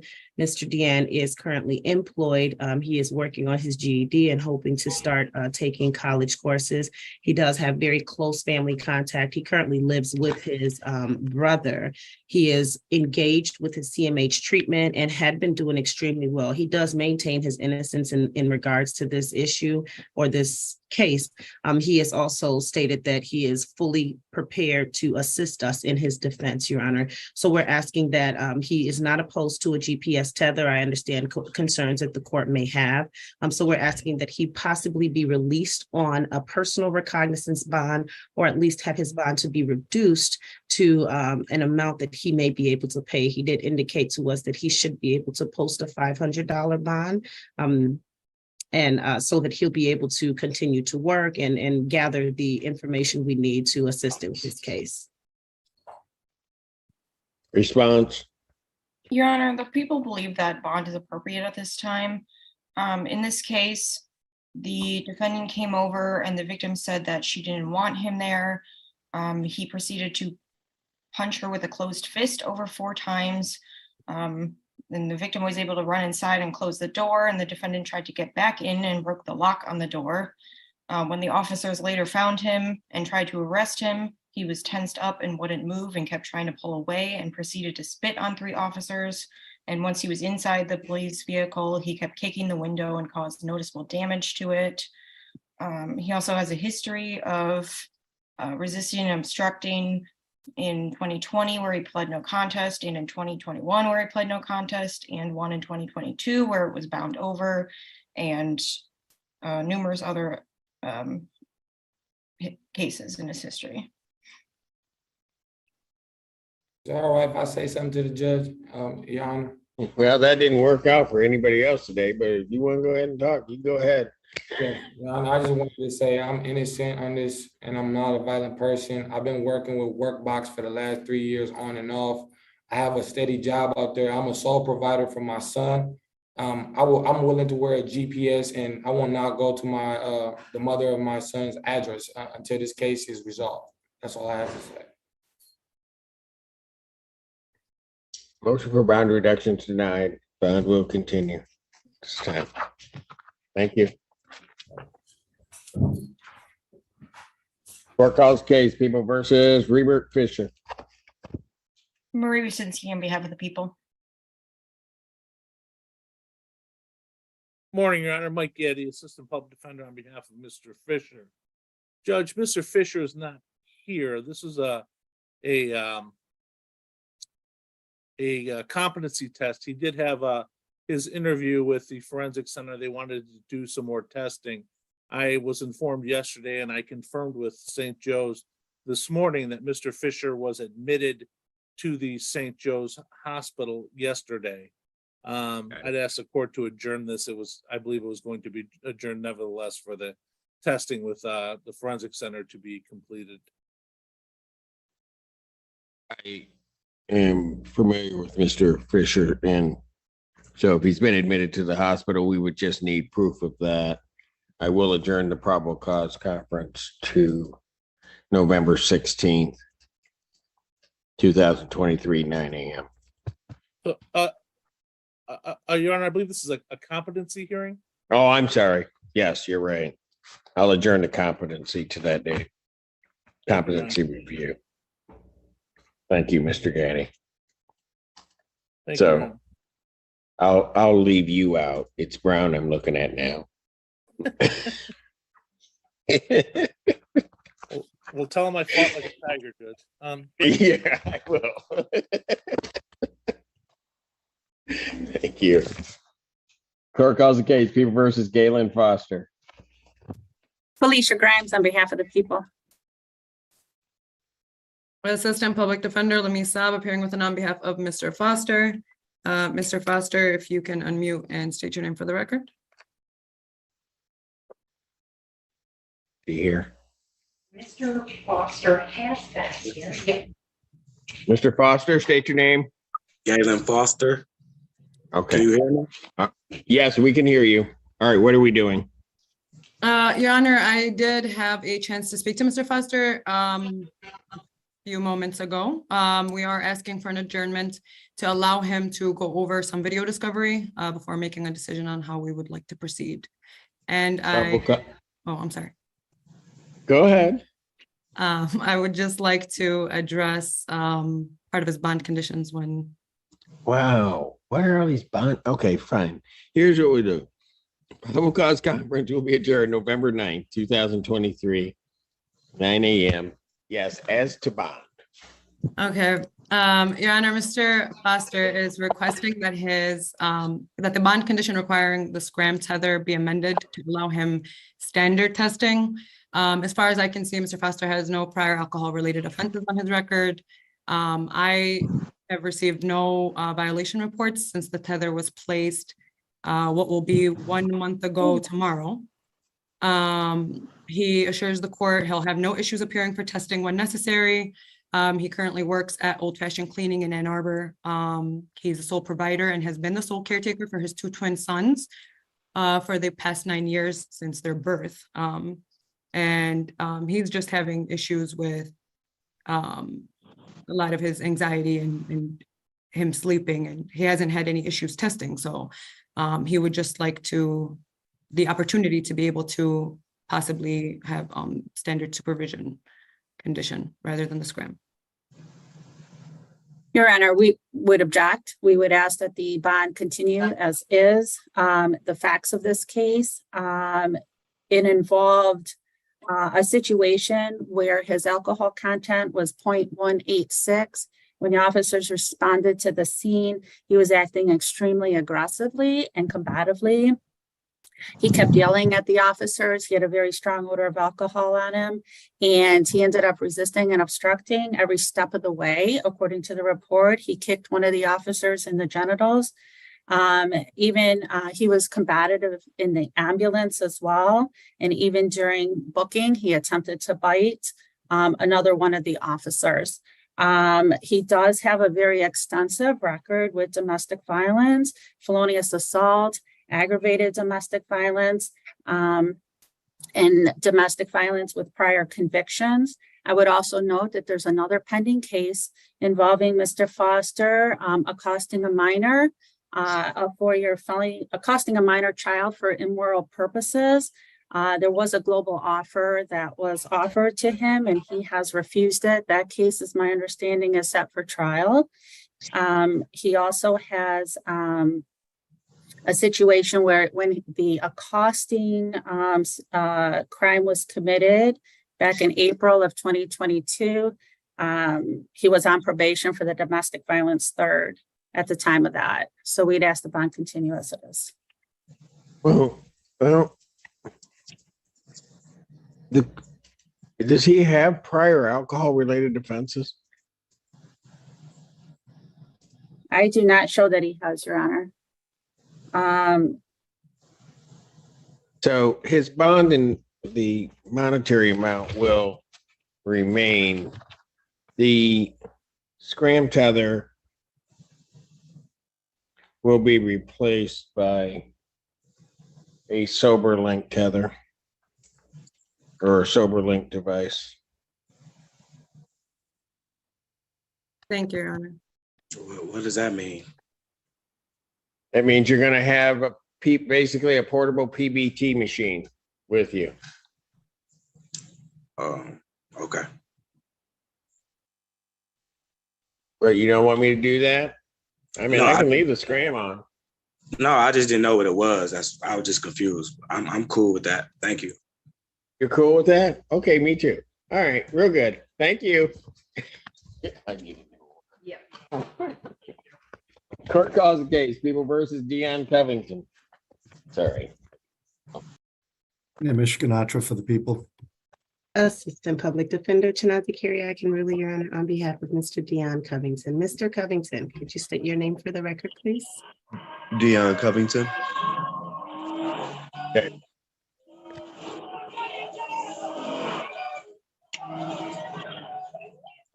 He needs to get someplace quiet. What are we doing on this case?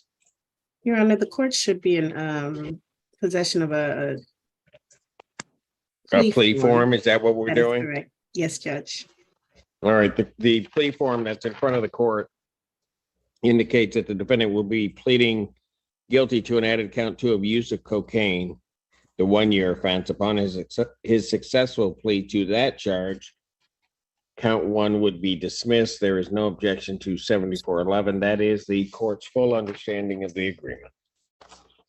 That's correct, Your Honor. The plea form does not require him to put on a shirt for today's hearing either. Pardon? Yeah, I see.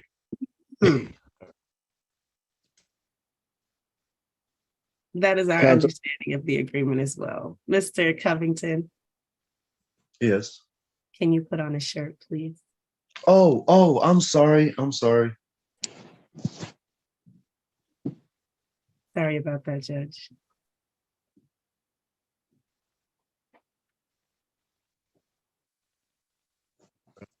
This was happening. We got him there.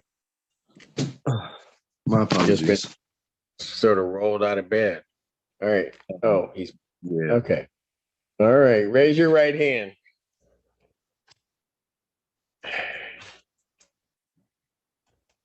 Is he raised? Yeah, it's there. Yes. It's just the sun. What? Oh, there it is. Okay. His camera was blocking it. Sir, do you solemnly swear or affirm testimony you're about to give will be the truth, the whole truth, and nothing but the truth, so help you God? Yes, I do. State your name for the record. Dion Covington. All right, you can put your hand down. Sir, it is this court's understanding that you're going to plead guilty to the charge of use of cocaine. That is a misdemeanor punishable by up to 1 year incarceration and or a $2,000 fine plus court cost. Do you understand that? Yes. Sir, I also have to advise you that if you plead guilty to that charge while I'm taking your plea, I would not be your sentencing judge and you would be sentenced before Judge Barr in the 14A2 District Court. You understand that, sir? Yes. All right. Now, understanding all of that, do you still wish to plead guilty? Yes. And to that charge, how do you plead? Guilty, Your Honor. Now, you understand that by pleading guilty, you'll not have a trial of any kind. Yes. Because of that, you're giving up certain rights. You're giving up your right to call witnesses to speak for you at trial or to have this court compel their attendance. You're giving up your right to see, hear, and question all witnesses against you at trial. You're also giving up your right to be a witness for yourself or to remain silent, not have that silence used against you. And you're giving up your right to be presumed innocent until proven guilty beyond a reasonable doubt. You understand that, sir? Yes, sir. You understand you're giving up your right to appeal of right. Yes. Are you on probation or parole? I am not. Has anybody promised you anything other than what's been stated here today on the record to get you to plead guilty to this charge? No, Your Honor. Has anybody threatened you or coerced you? No, Your Honor. You're doing this voluntarily and of your own free will? Yes, I am. And because you believe that you're guilty of this offense? Yes. May 20th, 2021, at the location of Ballard Street near Washington Avenue in the city of Ypsilanti, Washington County, state of Michigan. Did you have cocaine in your possession? I did. Did you use it? I did. And did you know what you were using was cocaine? Yes. Counsel, have I complied with the court rule? Would it be proper to accept this defendant's plea? The people are satisfied. Thank you. Defense is satisfied as well, Judge. Court will accept the defendant's plea of guilty to count 2. Count 1 is dismissed. Pre-sentence investigation and report is ordered at 14A2 probation. Sentencing in this matter will be December 6th at 9 a.m. with Judge Barr. December 6, 2023, 9 a.m. before Judge Barr. Bond will continue. Thank you. Thank you. Thank you very much, Your Honor. Court recalls the case or calls the case of People versus China Gary. And Michigan Atra for the people. Morning, Your Honor. Mike Gaddy, Assistant Public Defender on behalf of Ms. Gary. who is present. If you could unmute yourself and state your name, Ms. Gary. Can you hear me? I can see you. Ms. Gary, state your name. China Gary. Thank you. All right, what are we doing on this? Your Honor, I've had a chance to communicate with Mr. Ganatra. He has made an offer in this matter that I was not able to discuss with Ms. Gary yesterday. I'd ask the court to adjourn this matter briefly so I can discuss that offer, and I think we'll have a resolution when we come back. I'd ask Mr. Ganatra to keep the offer open. I'll keep the offer open. November 16th, 2023, 9 Thank a.m. you. resumed. Right indicates bond continued. Thank you. I'll give you a call later this afternoon, Ms. Gary. Court recalls the case, People versus Mark Capaldi. Nicole Hughes on behalf of the people. And it's Public Defender Nazir Akuruli, Your Honor, on behalf of Mr. Capaldi. Mr. Capaldi, could you state your name for the record, please? He's no longer here. He was here. Yes. But didn't answer, passed it, now he's not here. Bench warrant will issue for defendant's failure to appear. 10,000 cash surety. That warrant will issue immediately. Thank you. Thank you, Your Honor. Okay. The case of the People versus Sean Falls. Felicia Grimes appearing on behalf of the people. Bridget Coombs on behalf of Mr. Falls. Okay, who is this, MDOC? Yes, he was in custody of the county. They transferred him and it wasn't enough time. Okay, so I think he was in custody in Kalamazoo, if I'm not mistaken. Got transferred to MDOC. We tried to make sure that the writ followed him, but it didn't. Well, something may have happened. Anyway, I will adjourn the probable cause in this matter under those circumstances to November 16th. Let's see if we can locate what facility he's in and see if we can get him here. Bond will continue. All right. Thank you, Your Honor. Thank you. Is that it? That's it for my morning block. We'll start the 11 o'clock block. I realize we're a little after 11, but give us about 5-10 minutes. Let us get set up and we'll start calling cases. Court stands in recess.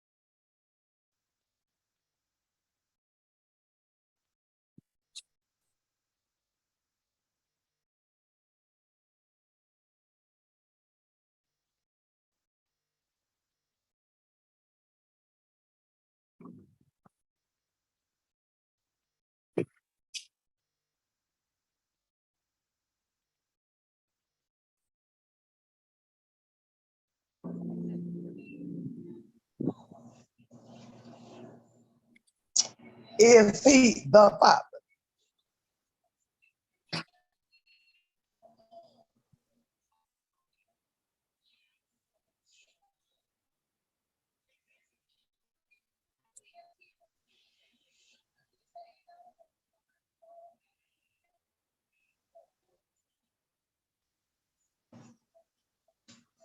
Is he the father?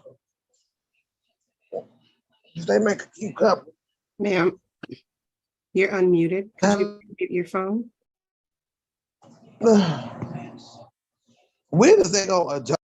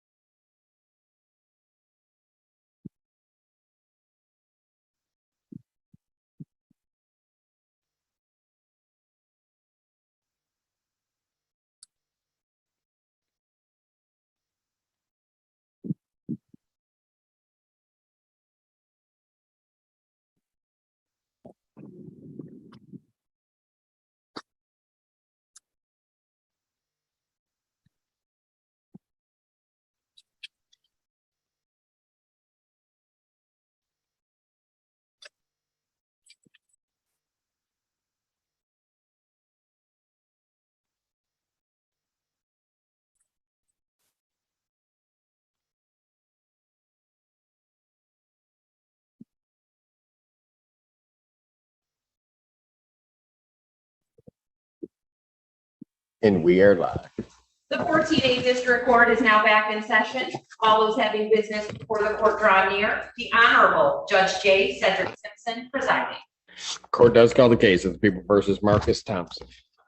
Your Honor, Craig Tappan for the people. Assistant Public Defender Chinazi Carey, I can rule, Your Honor, on behalf of Mr. Marcus Thompson. Mr. Thompson, could you state your name for the record, please? Marcus Thompson. All right, that was it. Okay, what are we doing on this case? Your Honor, we have not had an opportunity to speak with Mr. Thompson. We would be requesting an adjournment. The last time we were here, Assistant Attorney General Awuda Coker had provided an offer. We just need to know where my client is in regards to the payment. The payment, that's an additional payment outside of the bond.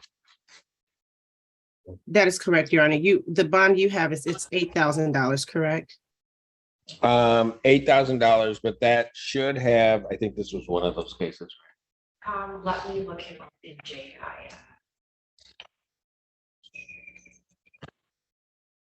I think I had ordered that be applied to the child support case back on September 28th. It shows that it was paid out on the 13th of October and it was hand delivered to the friend of the court office. Okay, it was paid out to the friend of the court and hand delivered there. So that's been applied to the account.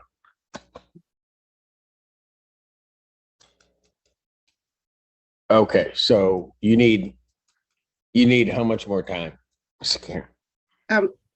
Judge, is it fair to ask Assistant Attorney General Pappen where the amount that they currently have or how much is remaining for the balance? Right. If according to the Mises report that I'm looking at right now, as of October 23rd, that amount has not been applied to the underlying friend of the court file.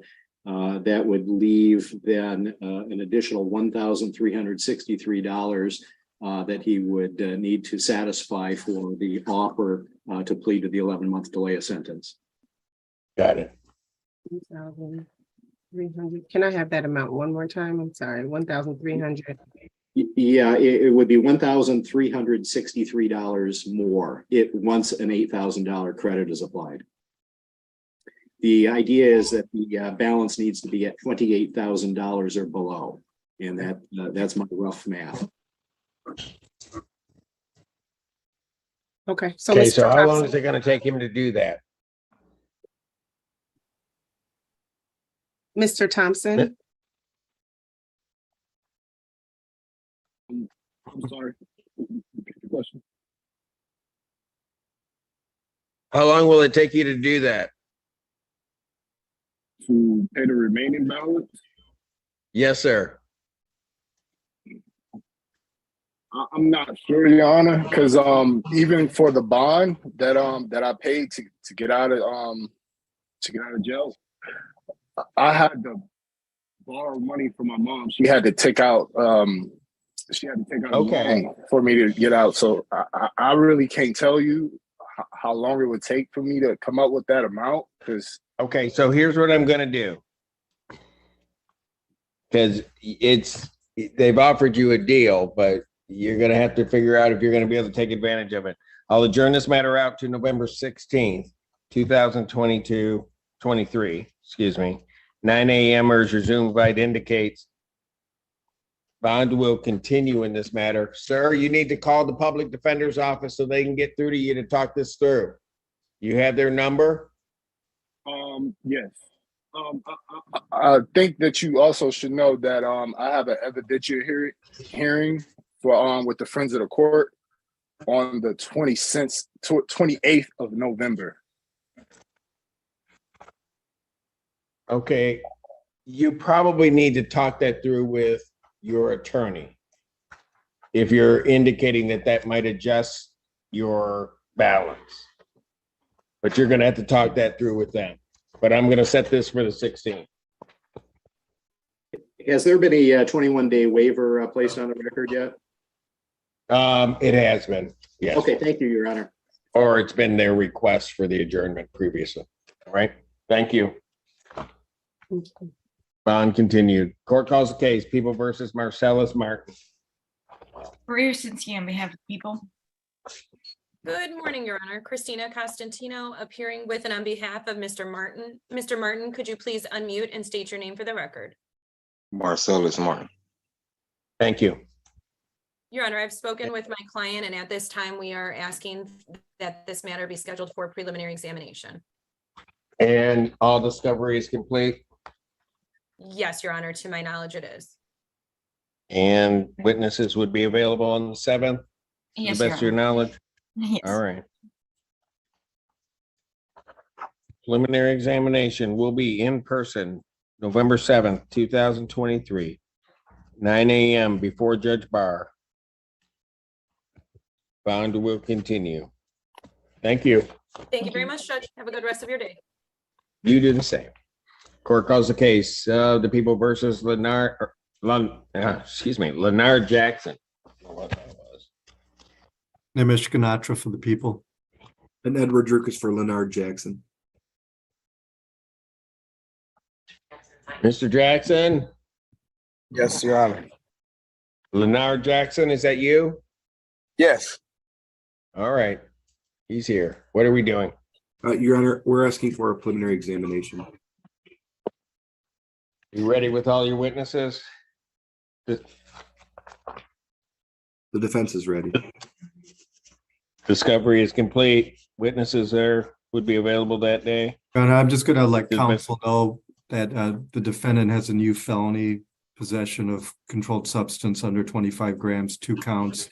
That was signed by one of the assistant prosecutors in my office on October 10th. So I don't know if he wants to do some type of global plea or if he's just hell bent on having a prelim on this case, but I just wanted to give him the FYI on that. That was not known to me about an additional charge if it was authorized. I don't know if he's been arraigned on that case. Not yet.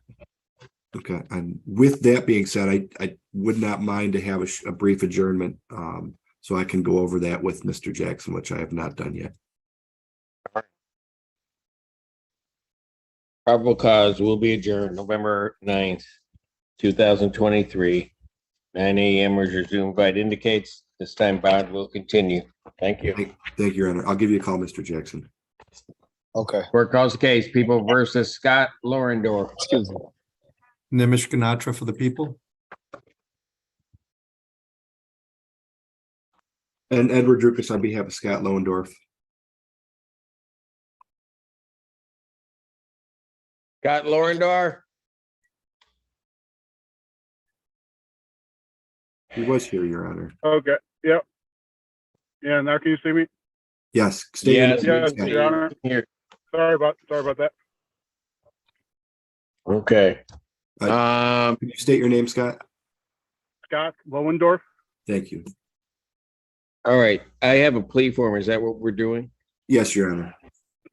Plea form indicates defendant would be pleading guilty to an added count 2 of use of a controlled substance, a 1-year offense. Upon a successful plea to that charge, count 1 would be dismissed. Form further indicates people do not object to 7411. That's the court's full understanding of the agreement. That's correct. That's correct, Your Honor. All right. Sir, can you please raise your right hand? Do you solemnly swear or affirm testimony you're about to give will be the truth, the whole truth, and nothing but the truth, so help you God? I do, yes. State your name again for the record, please. Scott Lohendorf. All right, sir, it is this court's understanding that you are going to be pleading guilty to an added count 2 of use of a controlled substance. That is a misdemeanor. It is punishable by up to 1 year incarceration and or a $1,000 fine plus court cost. Do you understand that? Yes, Your Honor. All right. You also understand, sir, that while I'm taking your plea, I would not be your sentencing judge, and you would be sentenced before Judge Washington in the 14B District Court. You understand that? Yes, I do. All right. Understanding all of that, you still wish to plead guilty? Yes, Your Honor. And to that charge, how do you plead? Guilty. Now, you understand that by pleading guilty, you'll not have a trial of any kind. I do, yes. Because of that, you're giving up certain rights. You're giving up your right to call witnesses to speak for you at trial or to have this court compel their attendance. You're giving up your right to see, hear, and question all witnesses against you at trial. You're also giving up your right to be a witness for yourself or to remain silent, not have that silence used against you. And you're giving up your right to be presumed innocent until proven guilty beyond a reasonable doubt. You understand that, sir? Yes, Your Honor. You understand you're giving up your right to appeal of right? Yes. Are you on probation or parole? No. Has anybody promised you anything other than what's been stated here today on the record to get you to plead to this charge? No. Anybody threaten you or coerce you? No. You're doing this voluntarily and of your own free will? Yes, Your Honor. And because you believe that you're guilty of this offense? Yes. February 8th, 2022, at the location of Ecorse Road near Emmerich Street, City or Ypsilanti Township, Washington County, State of Michigan. Did you have hydrocodone in your possession? Yes. Did you have a prescription for that hydrocodone? No. All right. Had you used it? No. Okay. Were you intending on using it? Yes. And did you know that it was hydrocodone? Yes. Counsel, have I complied with the court rule? Would it be proper to accept this defendant's plea? People are satisfied. Defense is satisfied, Your Honor. Court will accept the defendant's plea of guilty to count 2. Count 1 is dismissed. Pre-sentence investigation and report is ordered at 14B probation. Sentencing in this matter will be November 30th at 10 a.m. to Judge Washington. November 30th, 2023. What time? 10 a.m. before Judge Washington. Bond with its conditions will continue. Thank you. Thank you, Your Honor. Thank you, Your Honor. Thank you. Court calls the case, People State of Michigan versus Deborah Ann Gordon. Nimish Ganatra for the people. Assistant Public Defender Chinazi Kyriakin, Your Honor, on behalf of Ms. Deborah Gordon. Ms. Gordon, could you state your name for the record, please? Deborah Ann Gordon. We have a plea form. Is that what we're doing? Yes, it Yes, is, Your Your Honor. Honor. This plea form indicates the court's understanding of the agreement is that defendant will be pleading no contest to an added count 4. That being use of cocaine, the 1-year offense. Upon a successful plea to that charge, counts 1, 2, and 3 would be dismissed. That's the court's full understanding of the agreement. Correct. That is ours as well, Judge. Ms. Gordon, raise your right hand, please.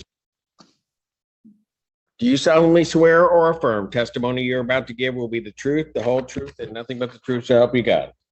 Yes, sir. State your name again for the record, please. Deborah Ann Gordon. All right. Ms. Gordon, you can put your hand down. Ms. Gordon, it's this court's understanding that you're going to plead no contest to the charge of use of cocaine. That's a misdemeanor, punishable by up to 1 year incarceration and a $1,000 fine plus court cost. Do you understand that, ma'am? Yes, sir. Do you understand what a no contest plea is? Yes, sir. All right, let me explain a couple of things just to make sure that you understand. One thing about a no contest plea is it means that you're not further desirous or wanting to contest this charge. You understand that? Yes, sir. Second thing you need to understand is that for purposes of sentencing, the court would treat you the same as though you had pled guilty. You understand that? Yes, sir. All right. You also understand, ma'am, whose case is this? This is an old.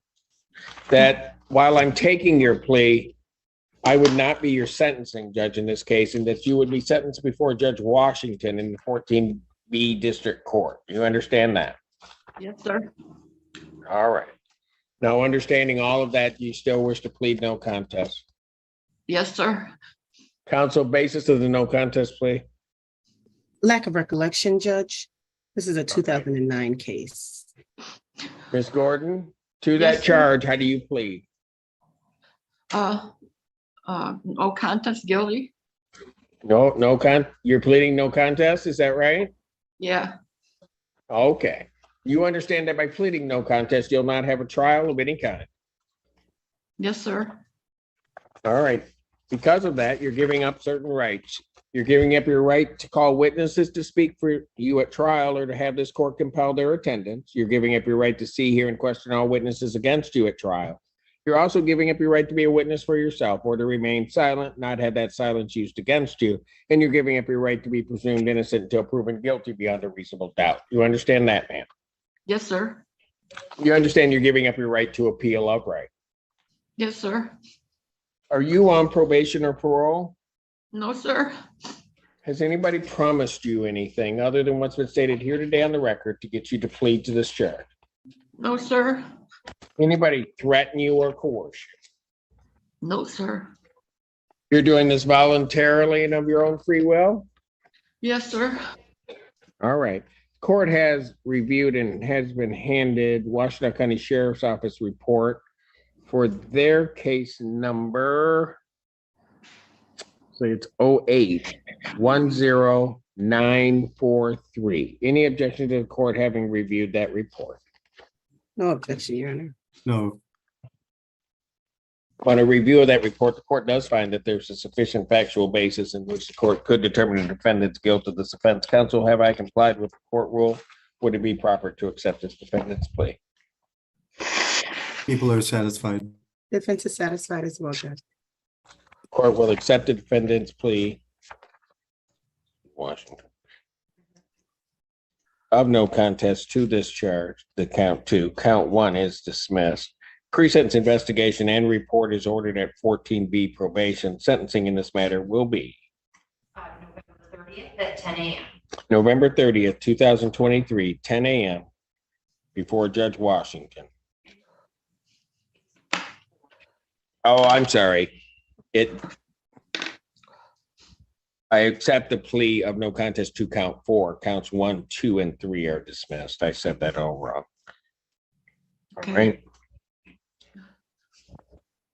Okay, thank you. Bond will continue on this matter. Thank you, sir. Thank you, ma'am. Have a good day. Yeah. Court does call the case of the people versus Sean Jenkins. Present on behalf of the people. Bridget Coons on behalf of Mr. Jenkins. Mr. Jenkins, if you're present, if you can unmute yourself and turn on your camera. Can you state your name in full? Sean Jenkins. Okay, what are we doing? Your Honor, we would be seeking adjournment on this case. We want to try to get the client into sobriety court.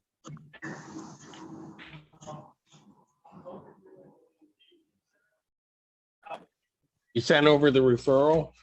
So I sent an email to the prosecution yesterday, and I haven't heard back on if they would approve it or not before the referral. November 21st, 2023, 9 a.m. Bond continued. Thank you. Court calls the case, People versus James Jones, 2 cases. Maria Sinski on behalf of the people. Assistant Public Defender Lamit Saab appearing with and on behalf of Mr. Jones. Mr. Jones, if you can unmute and state your name for the record. James Jones. Your Honor. Okay. Go ahead. Love to talk out of line. We're requesting an adjournment to allow us some time to go through some video discovery with Mr. Jones. Probable cause conference will be adjourned without objection, November 16th, 2023, 9 a.m. Bond continued. Thank you. Thank you. Thank you.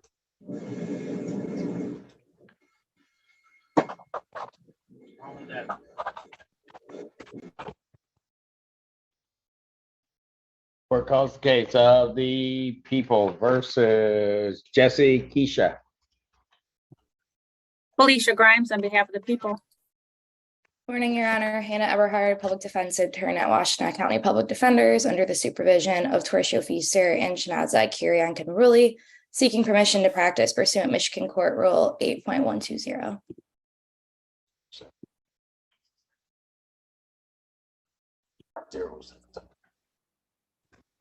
All right, permission to practice is granted.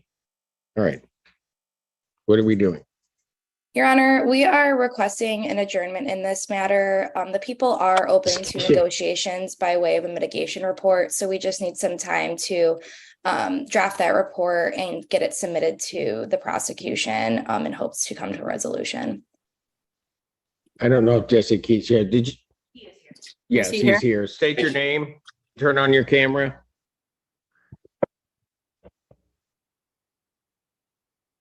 Jesse Easel. All right. So how much time did you need, counsel? We're asking for 4 to 6 weeks if possible. 4 to 6 weeks to do a mitigation? We could do 4 weeks. People would Really? request just 2 weeks, Your Honor. Just to be mean. All right. And I It's like not that Solomon, we'll complicated split of the a case. baby. I'll split the baby on that. November 21st, 2023, 9 a.m. Thank you, Your Honor. Bond will continue. Thank you. He doesn't have a shirt on. Next, Mr. Keisha. Yeah. Next time, put a shirt on. Oh, my bad, John. Yeah, okay. My bad for having to say it. Take care. Bond continue. Court calls the case. People versus Avante Larkins.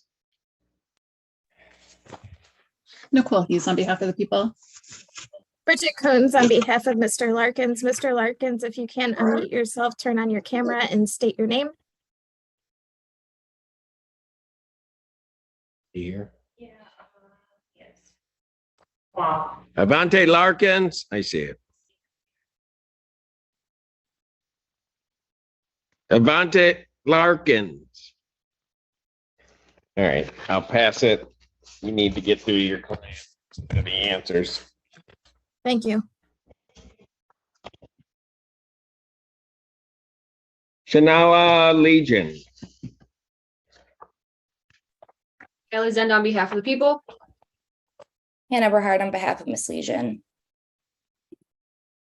Legion, are you here? Okay. Can you state your name, ma'am? Shanala Legion. Okay, this is a comp review. Does anybody have a report?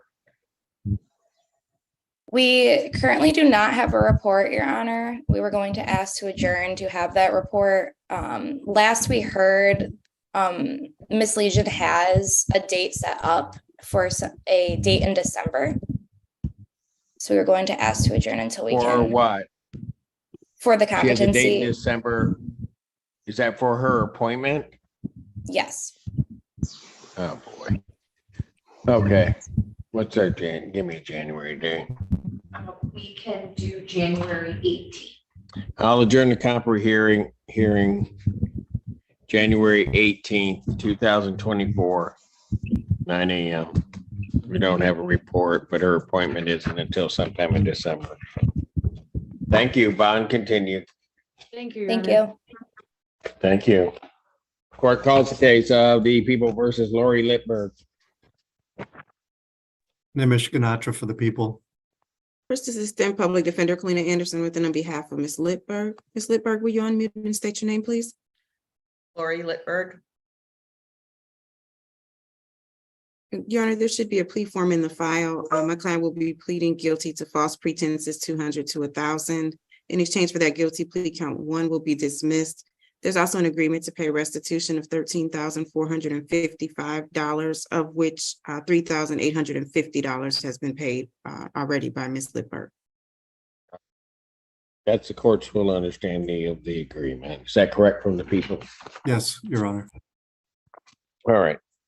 Ms. Littberg? Yes. Raise your right hand, please. Do you solemnly swear or affirm testimony you're about to give will be the truth, the whole truth, and nothing but the truth, so help you God? Yes, sir. State your name for the record. Lori Littberg. All right, ma'am, it is this court's understanding that you're going to plead guilty to the charge of false pretenses, $200 or more, but less than 1,000. That is a misdemeanor punishable by up to 1 year incarceration, a $2,000 fine plus court costs. Fine could be increased to 3 times the value of the property. If that's greater than $2,000, that could become the maximum fine. You understand that? Yes. Understanding that, do you still wish to plead guilty? Yes. And to that charge, how do you plead? Guilty. Now, you understand that by pleading guilty, you'll not have a trial of any kind. Yes. Because of that, you're giving up certain rights. You're giving up your right to call witnesses to speak for you at trial or to have this court compel their attendance. You're giving up your right to see, hear, and question all witnesses against you at trial. You're also giving up your right to be a witness for yourself or to remain silent, not have that silence used against you. And you're giving up your right to be presumed innocent until proven guilty beyond a reasonable doubt. You understand that? Yes. You understand you're giving up your right to appeal of right. Yes. Are you on probation or parole? No. Has anybody promised you anything other than what's been stated here today on the record to get you to plead to this charge? No. Anybody threaten you or coerce you? No. You're doing this voluntarily Yes. and of your own free will, Yes. and because you believe that you're guilty? Yes. Okay, one thing I did forget to say is that while I'm taking your plea, I would not be your sentencing judge, and you would be sentenced before Judge Valvo. Understanding that, do you still wish to plead guilty to this charge, ma'am? Yes, I do. All right. On the date of paperwork, or between the dates of January 1st, 2016 and January 4th, 2021, at the location of 2689 Brayburn Circle, Ann Arbor City, Washtenaw County, State of Michigan. What'd you do that makes you think that you're guilty of this offense? I filed some healthcare claims that were fraudulent and I received money for them. And the amount of money that you received for them was in excess of $200. Is that correct? Yes. All right. I think that will do it, quite frankly. I think she got everything. Counsel, have I complied with the court rule? Would it be proper to accept this defendant's plea? People are satisfied. Yes, Your Honor. Court will accept the defendant's plea of guilty to count 2. Count 1 is dismissed. Pre-sentence investigation and report is ordered at 15th District Court probation. Sentencing in this matter will be November 16th at 1:30 PM with Judge Mello. What time? 1:30. November 16, 2023, 1:30 before Judge Valvo. Bond will continue. Thank you, folks. Thank you. Court calls the case of the people versus Kelton Martin. Nimish Ganatra for the people. 2 cases.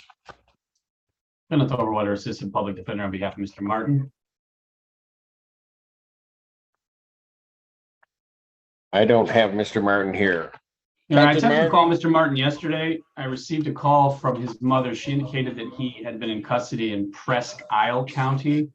Finally indicates that he was just released, but it's not clear exactly when. I asked her to have him call me, but I have not heard back from him. I would ask to adjourn the matter a week so I can try to track him down.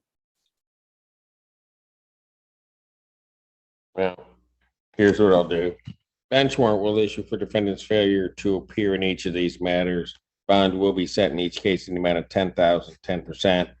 I, given what you said, won't have those warrants issued until Friday is the 27th, but what's Monday? 30th. I won't have them issued till Halloween, October 31st. Thank you, Your Honor.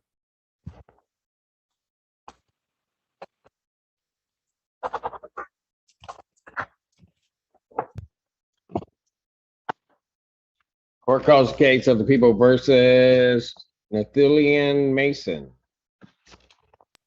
Nicole Hughes on behalf of the people. Bridget Coons on behalf of Miss Mason. Miss Mason, if you are present, if you can unmute yourself. I'm present. I'm here. Can you state your name? Nathaniel Mason. She's Vortex. All right, what are we doing? Your Honor, we would seek a 2-week adjournment so that we have a chance to review the discovery together. November 9th, 2023, 9 a.m. Bond continued without objection. Thank you. Court calls the case of the people versus Johnny McCary. Alexander on behalf of the people. Ready, Your Honor. Rochelle Feaster, Assistant Public Defender on behalf of Mr. McCrary. Mr. McCrary, please state your name for the record. Johnny McCrary. Thank you, Judge. My office has spoken to the people and to Mr. McCrary on this matter. My understanding is that he is seeking a preliminary examination in this matter, Your Honor. He's seeking a preliminary examination? Yes, Judge. All right. And all the discovery has, you're That's all my set understanding. up. Yes, Judge. And people believe the witnesses will be present on the 7th. Yes, Your Honor. Preliminary examination will be set for November 7th, 2023, 9 a.m. before Judge Perry. That's Thank you in very person. much. Thank you. Bond continued with its condition. Court calls case, people versus Danzel Owens. Alexander on behalf of the people. Bridget Coons on behalf of Mr. Owens. Mr. Owens, if you can unmute yourself and state your name. And turn on your camera.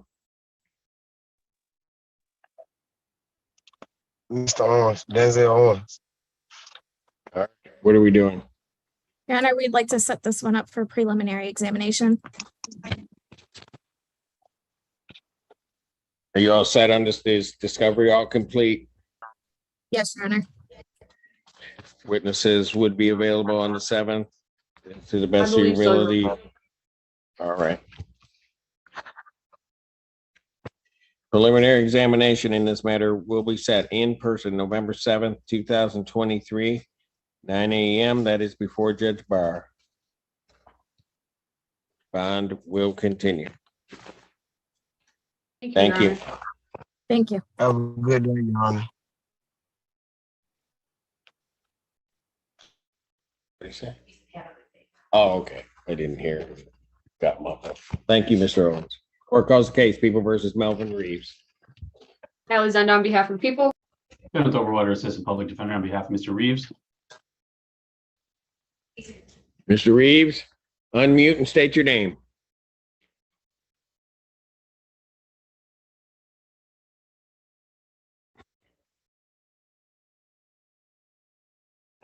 Wrong button. Other one.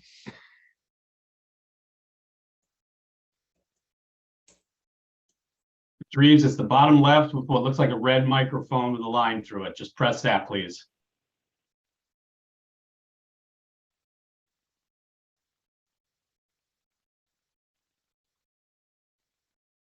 Can you get it, Mr. Reeves?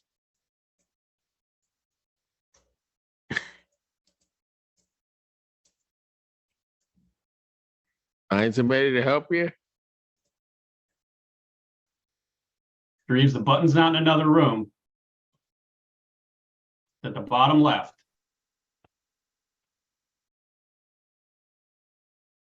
All right, while you work on that, let me call another case because I only get a couple left here. So I'll pass that. Court recalls the case People versus Avante Larkins, 2 cases. Nicole Hughes on behalf of the people. Bridget Coons on behalf of Mr. Larkins. Mr. Larkins, if you can state your name. Avanti Larkins. Okay, what are we doing? Your Honor, we would ask for adjournment so we can go over the video with the client. Probable cause conference, November 9th, 2023. 9 a.m. or Zoom invite indicates bond will continue in these matters. Thank you. Thank you. Excuse me. Yes, Mr. Larkins. Okay, no. stay right there. Stay right there. Don't do anything. Don't touch anything. Hello. All right. Thank you, Mr. Larkins. Mr. Larkins, I can call you in a minute. All right. Court recalls the case People versus Melvin Reeves. Alexander on behalf of the people. Samantha Overwater, Assistant Public Defender on behalf of Mr. Reeves. Mr. Reeves, please state your name for the record. Melvin Tyrone Reeves. All right, we got him. All right, what are we doing? Your Honor, I'd ask to set the matter for preliminary examination. All right. Discovery is all complete. Yes, Your Honor. Witnesses would be available as best of your knowledge on the 7th. Yes, Your Honor. Preliminary examination will be set in person November 7th, 2023. 9 a.m. That is before Judge Perry. Bond will continue. Thank you. Thank you, Your Honor. Thank you, Your Honor. Thank you. And that ends that block. We do not come back until 1 o'clock, I think. Is that right? Correct. All right. So court will stand in recess. Thank you, folks.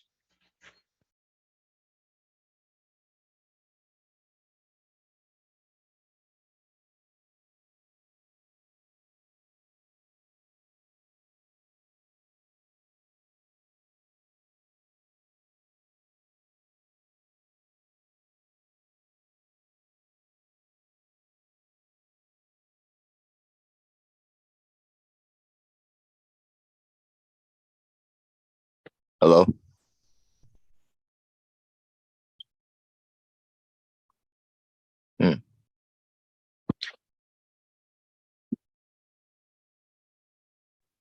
Hello, Oh, hey, how you doing? good. The court is in recess. The judge will be up shortly. Please just stay muted until your cases are called. Oh, okay.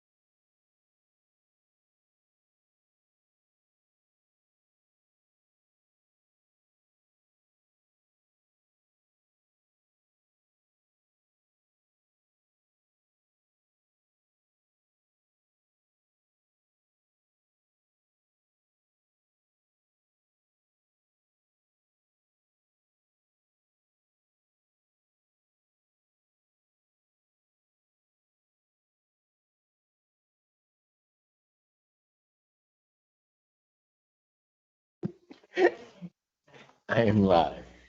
The 14A District Court is now in session. All those having business before the court draw near. The Honorable Judge J. Cedric Simpson presiding. Court does call the case of the people versus the Jordio Rodriguez. Yes, he's here, but he needs a translator.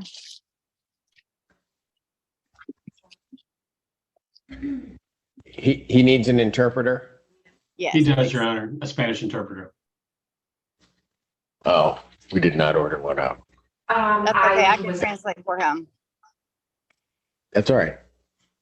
We're calling up an interpreter now, ma'am. Okay, thank you. You want me to pass? You want me to pass that? No.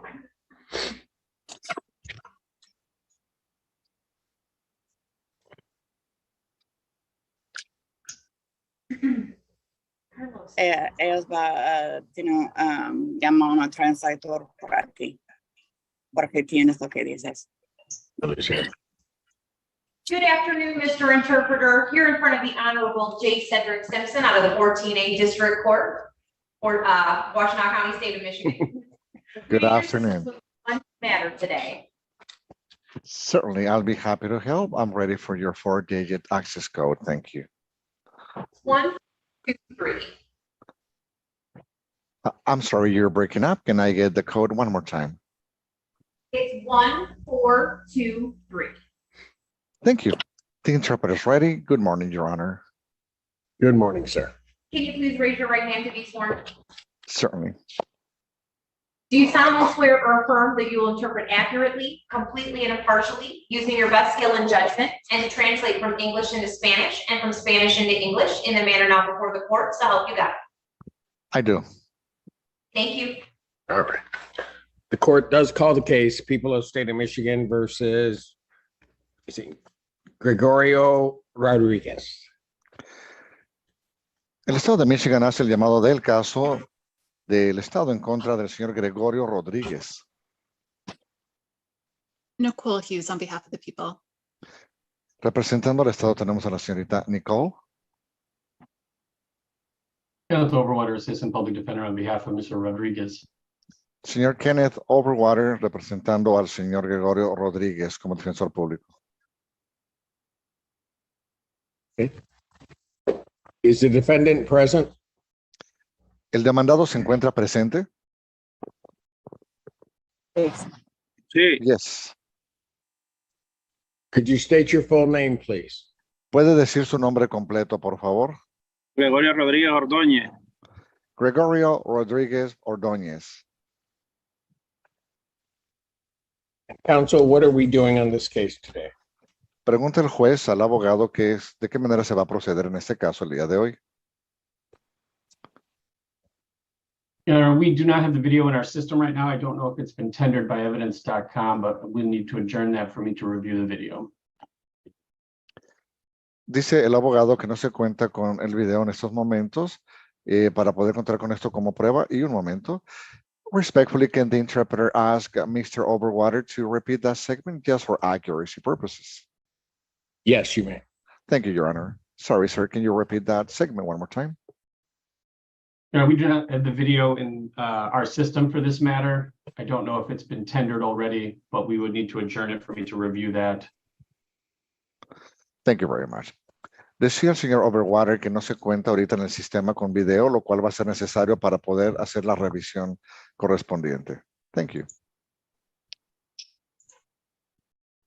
Probable cause conference will be adjourned to November 16th, 2023 at 9 a.m. or as your Zoom invite indicates. Bien, en este caso el señor juez se encuentra ahora aplazando este caso para el día 16 de noviembre de 2023 a las 9 a.m. o bien de conformidad con lo señalado por la plataforma de Zoom.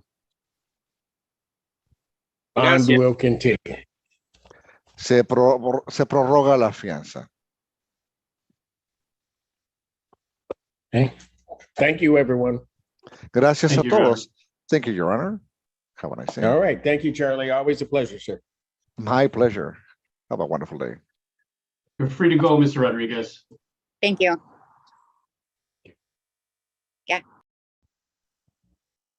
Got it.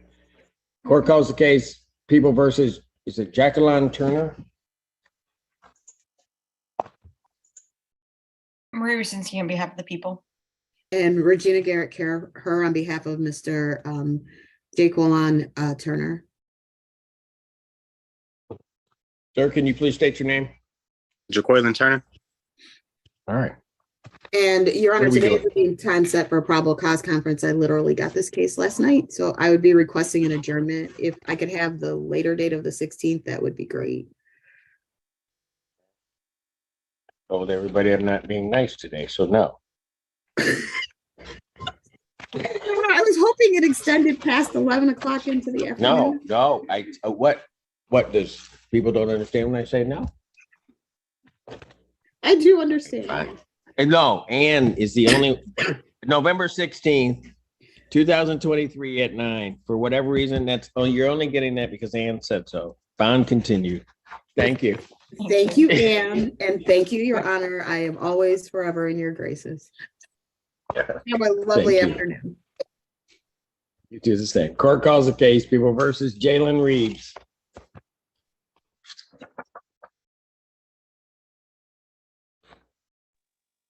Nicole Hughes on behalf of the people.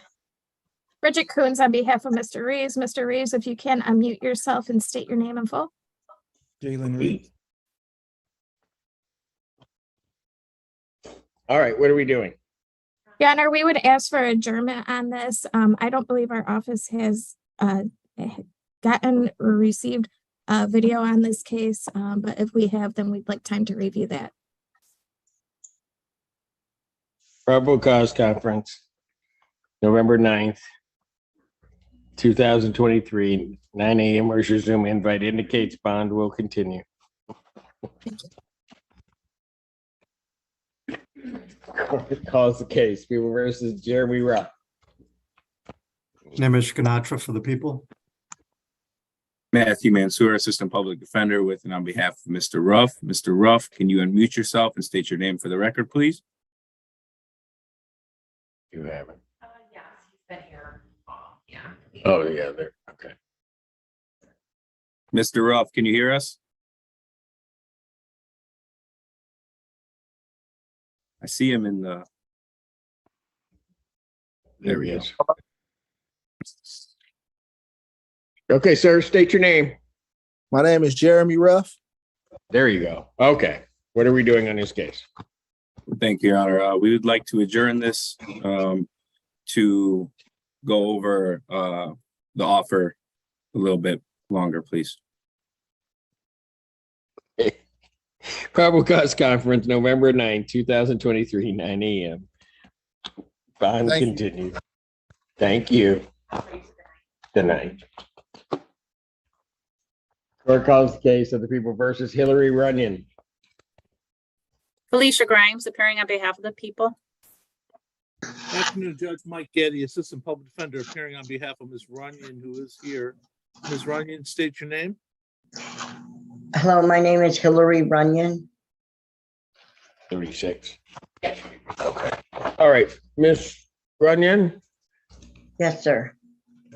One of the cases, I have two cases here. One of them is an arraignment. And so let me arraign you on that one.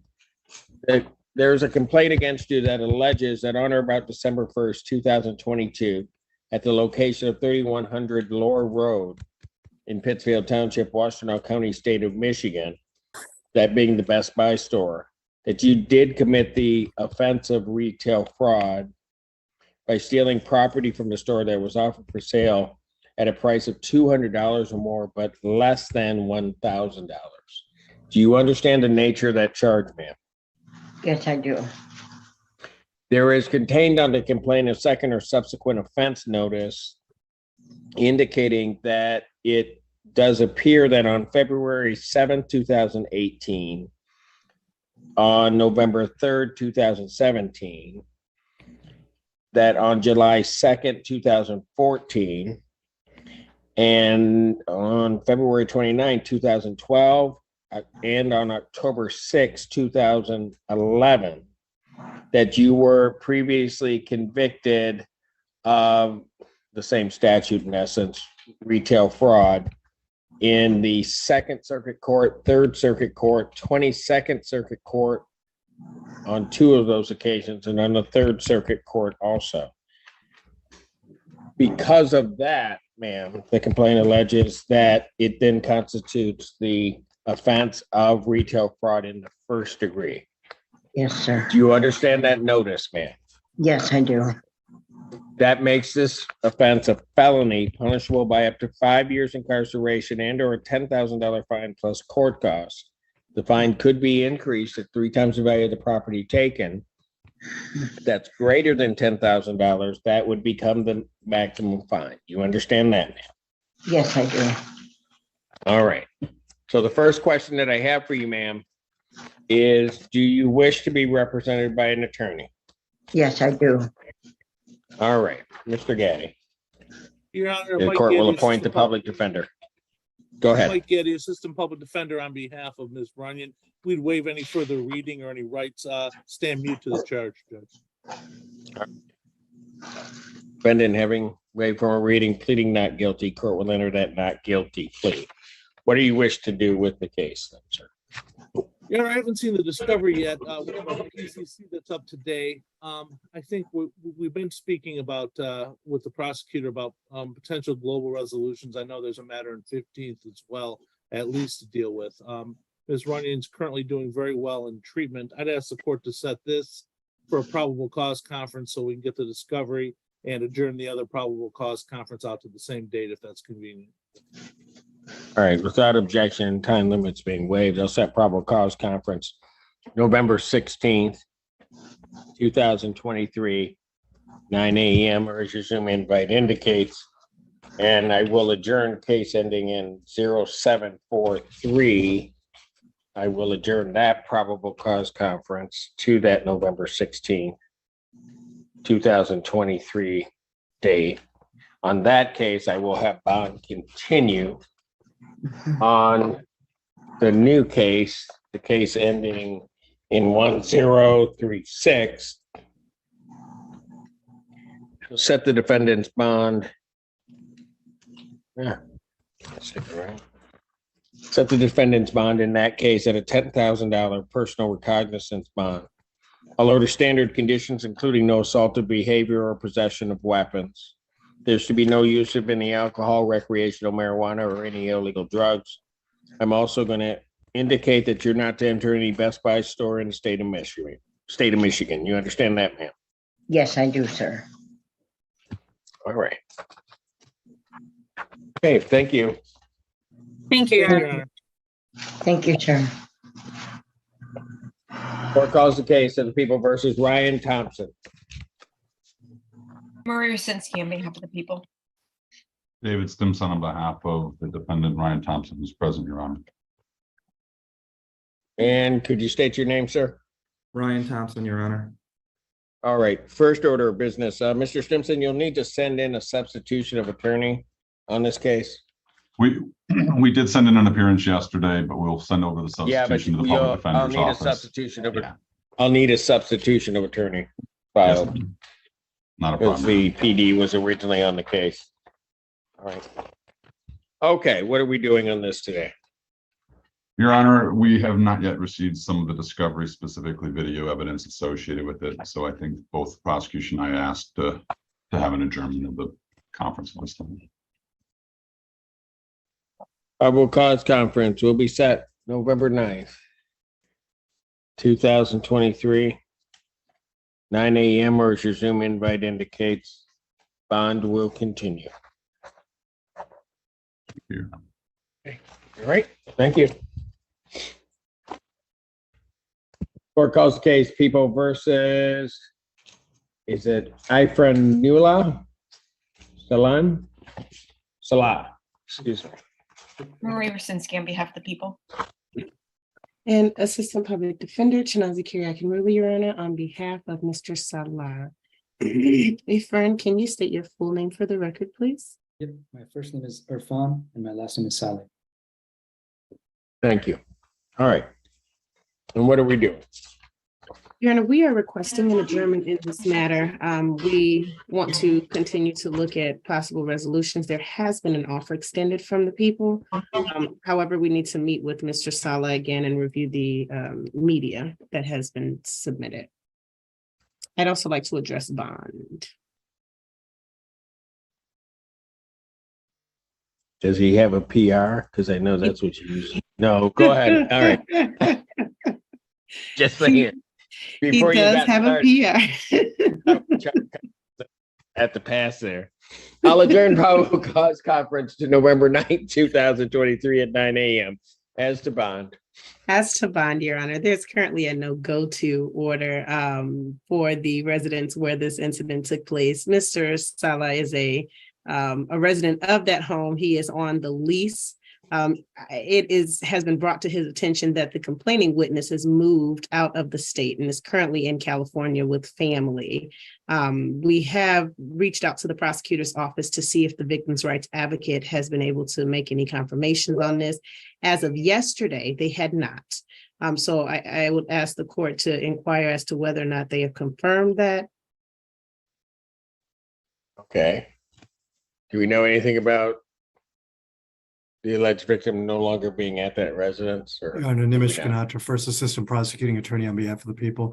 I included the victim rights advocate on that exchange, and I haven't had any confirmation of that yet to report to the court. All right.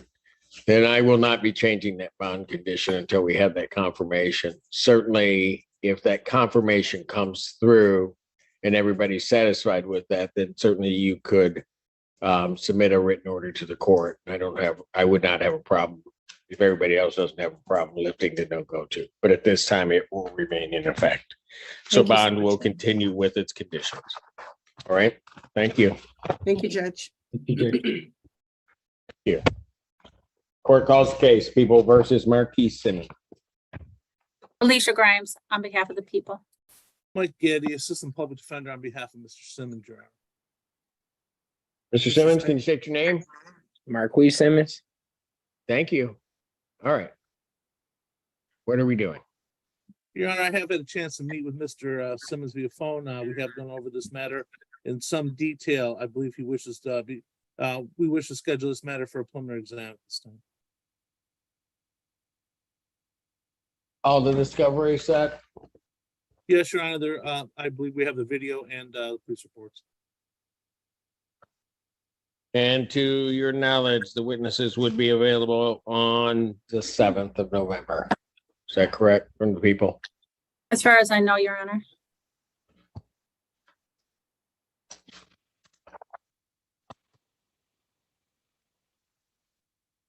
Preliminary examination will be set November 7th, 2023 in person at 9 a.m. before Judge Barr.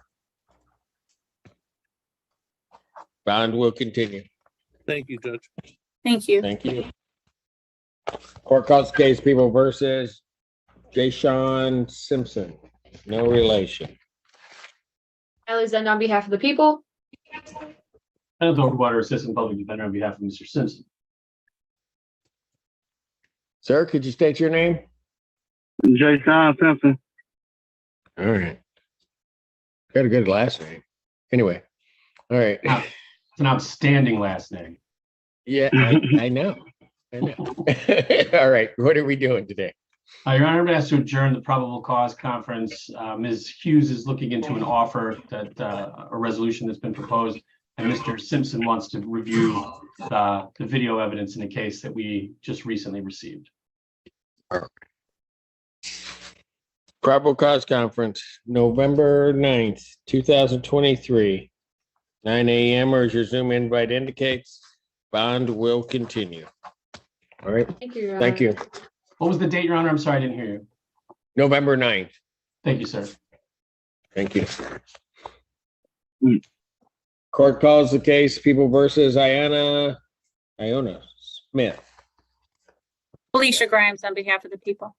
And Water Assistant Public Defender on behalf of Ms. Smith.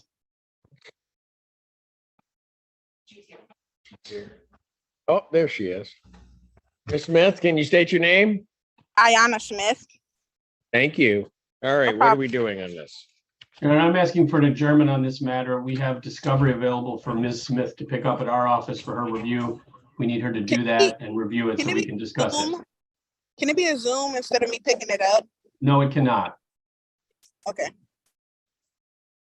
Probable cause conference, November 9th, 2023, 9 a.m. Bond continued. Thank you, Your Honor. Thank you. Thank you. Court calls the case, People versus Randall Stowe. Nicole Hughes on behalf of the people. With Overwater Assistant Public Defender on behalf of Mr. Stowe. Randall Stowe? Yes. Okay, there he is. He's iPhone 1. Here. So. All right, what are we doing on this?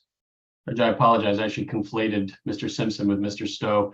With Mr. Simpson, we are waiting for an offer from Mr. Ganatra. On Mr. Stowe, I'm waiting for an offer from Ms. Hughes, and Mr. Stowe wants to review the video that we just received.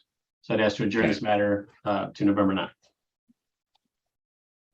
Probable cause conference, November 9th, without objection, 2023, 9 a.m. Bond continued. Thank you, Your Honor. Thank you. Thank you. Thank you. Court calls the case, People versus Ryan, is this Stutenville? Nicole Hughes on behalf of the people. Assistant Public Defender Lamie Saab appearing with and on behalf of Mr. Studeville. Mr. Studeville, can you unmute and state your name for the record? Yes, my name is Ryan Wesley Studenville. Thank you, Your Honor. All right, thank you. All right. What are we doing on this? Keeping in theme with what we've been doing, we're requesting an adjournment on this case. She's at least honest, right? I mean, what the heck? Go ahead. I only had a chance to speak to Mr. Studeville maybe 10 minutes before we started this proceeding, so we just need a little bit of time for discovery. Probable cause conference, I'll adjourn that to November 9th, 2023, 9 a.m. Or as the Zoom invite indicates, bond will continue. Thank you. Thank you, sir. Yes, ma'am. I have to give your client credit. He's been on my Zoom, standing on my Zoom since 9 o'clock this morning. Hey, they say it's better early than late, right? Yeah, exactly. Well, we were thinking you need a hobby or something, but that's okay. No, I'm in college, and I'm a bodybuilder, and I have a science fiction novel coming out this December. I just wanted to see what this was about because it's my first time experiencing this kind of stuff. Gotcha. Okay. All righty, sir. We'll see you in a couple of weeks. You're doing a good job. Thank you. Yes. Court calls the case. People State of Michigan versus. Is it Abdullah? Is it Silla? Sia? I think so. Torsia Feaster, Assistant Public Defender on behalf of Mr. Silla. If you are here, please unmute and state your name for the record. Who did the people put their appearance on? That was Mr. Hughes. Oh, no, I didn't. Ms. Hughes is muted, but she's trying to. Oh. So she was. Sorry, I'm so embarrassed. Nicole Hughes on behalf of the people. I'm new around here. I don't know. Nobody say anything. Yeah, okay. Anyway, all right. Your Honor, our office has had contact with Mr. Silla. We were going to ask for an adjournment today. I do not know why he's not present. For the record, I request an adjournment. Your Honor. Okay, hold on. His client has been dropping in and out for the majority of the day. Your client has been dropping out for the majority of the day, according to my staff. Okay. So he was kind of here, or tried to be here. Well, I didn't see that, but I don't think I trust your staff. I think that they do an excellent job. No. By implication. Okay, all right. I got you. So I just request a brief adjournment, Judge. All right, since that's the case, and I believe my staff and trust my staff also, so I will. Probable cause will be adjourned to November 9th. Thank you. 2023, 9 a.m. All right, thank you all. Have a good day. Bond, Have a good day. And that's it for me. take care. Court calls the case of the people versus Michael Trombley. Please end on behalf of the people. Philip Overwater, Assistant Public Defender on behalf of Mr. Trombley. Trombley, can you state your name? This is Michael Wayne Trombley. Thank you. All right, what are we doing? Your Honor, I'm going to ask to adjourn this matter so that we can consider an application to the felony drug court program. I've already spoken with Mr. Ganatra about that, and he's considering whether or not to agree to that referral. Additionally, I would ask the court to modify Mr. Trombley's conditions of bond to take him off the SoberLink device and put him on a scram tether. He'd prefer to be on a scram.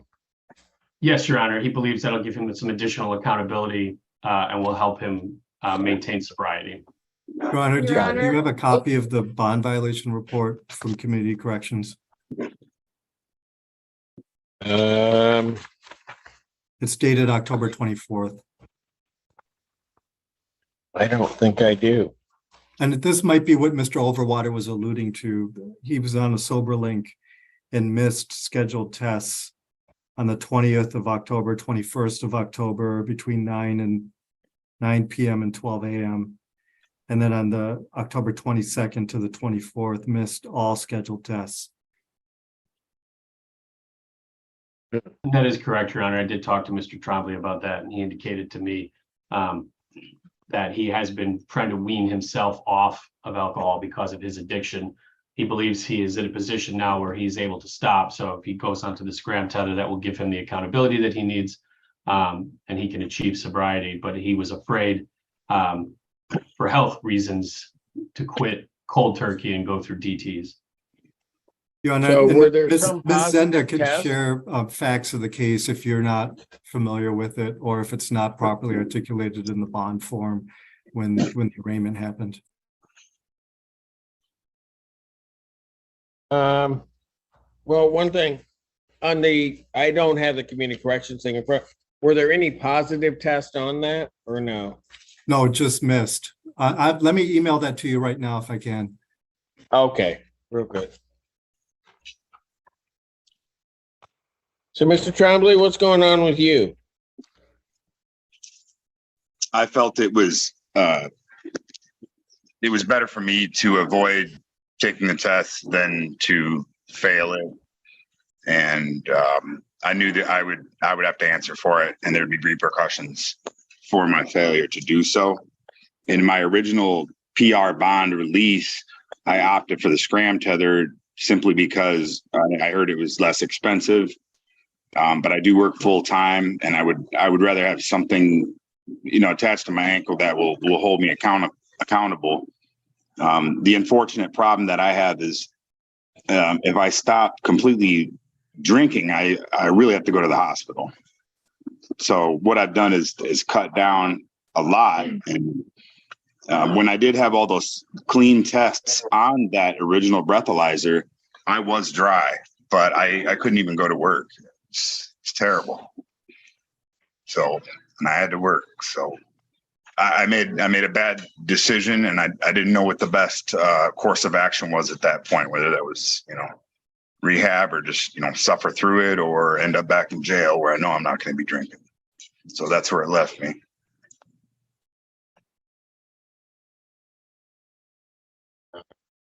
Your Honor, I did email that report to you and to the recorder as well. All right, thank you. May I speak just one more thing for the court? Sure. I work full time here at the Jackson College, and I'm a student here part time. And I have a 1-month-old son. And if there's any possibility I can stay out of jail, that would be awesome. And I definitely vehemently comply with any and all stipulations of my bond to avoid going back and being incarcerated, because I wouldn't like to lose the job and the things I have going on. It's a tough spot. I'm just in a tough spot. It's hard to make the right decision. I don't feel like I'm a bad guy.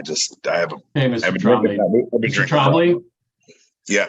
I think you said what needed to be said. Okay, I'll keep quiet now.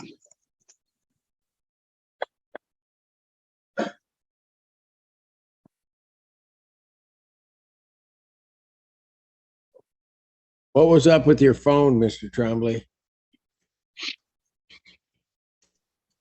Your phone got disconnected?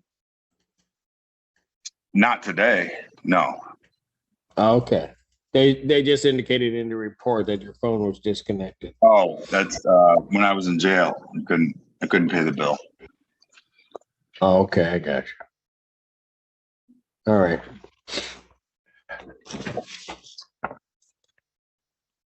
So, Mr. Trombley, what I really should do, because in a tacit way or implicit way, you've been drinking, and so I really ought to revoke your bond and lock you up.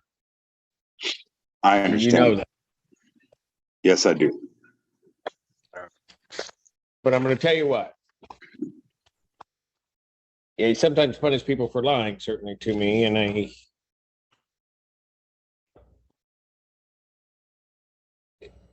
but in your own way, you were candid about what you said, and I appreciate your candor on that. Here's what I also know. That if I put you on the scram tether and you're not telling me the truth, you're going to violate anyway. Right? And then I'm going to end up having to lock you up in any event. So what I'm going to do is I'm going to give you a shot. You tell me that's what you're doing. If your school, your job, and your child mean that much to you, then you'll find a way to make it work. But what I'm going to do is I'm going to switch you over to the scram unit. You need to get over to community corrections, and switch yourself over to that scram unit. I'll give you this opportunity, but if it comes back that you've been drinking, I have to do what I got to do. I understand. All right. I don't work tomorrow, so I think that would probably be a good day to make it out to Washtenaw County. In the interim, I don't want any missed tests on the All right. Total-Leigh. Understood? Yes. And we'll continue with the switch to the scram tether. We'll see you on the 16th. Okay. Thank you very much, Your Honor. Thank you. Can I ask Thank one you, more Your Honor. question? I'm sorry. You can ask me the question, Mr. Trombley. Okay, I'll call you later. All right. Thank you. That's it for me today, Your Honor. Have a good one. Okay. Ms. Jenda, you take care. Thank you, you too. Have a good weekend. Court calls the case of the people versus Cleotha, maybe, or Cleotha Williams. I don't know why I'm having problems. on behalf of the people. Matthew Mansour, Assistant Public Defender, with and on behalf of Mr. Cleotha Williams. Cleo, can you unmute, turn your camera on and state your name for the record, please?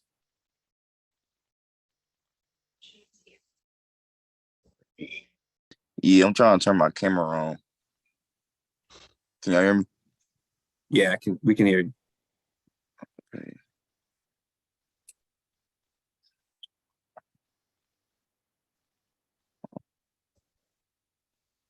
No, Mr. Williams?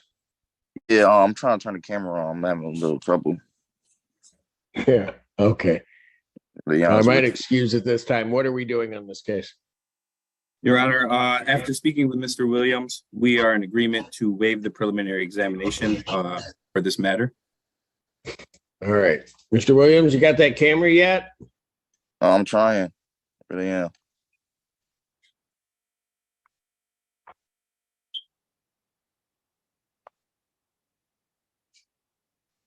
Counsel, do you recognize that voice as your client's name or as your client's voice? I do, Your Honor. I've spoken with him multiple times. That is his voice. All right. Then what I'll proceed unless there's an objection without video. Mr. Williams? Mr. Williams? Well, maybe I won't.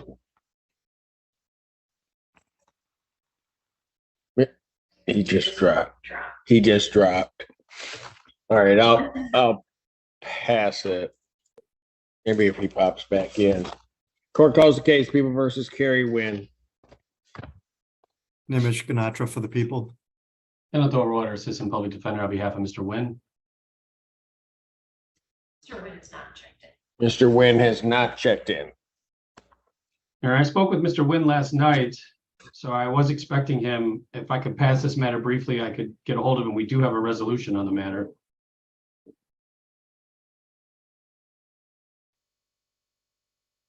I'll put it in the next block. Thank you, Your Honor. Beginning somewhere in the next block, we'll do it. All right. Did Mr. Oh, Mr. Williams is not returned.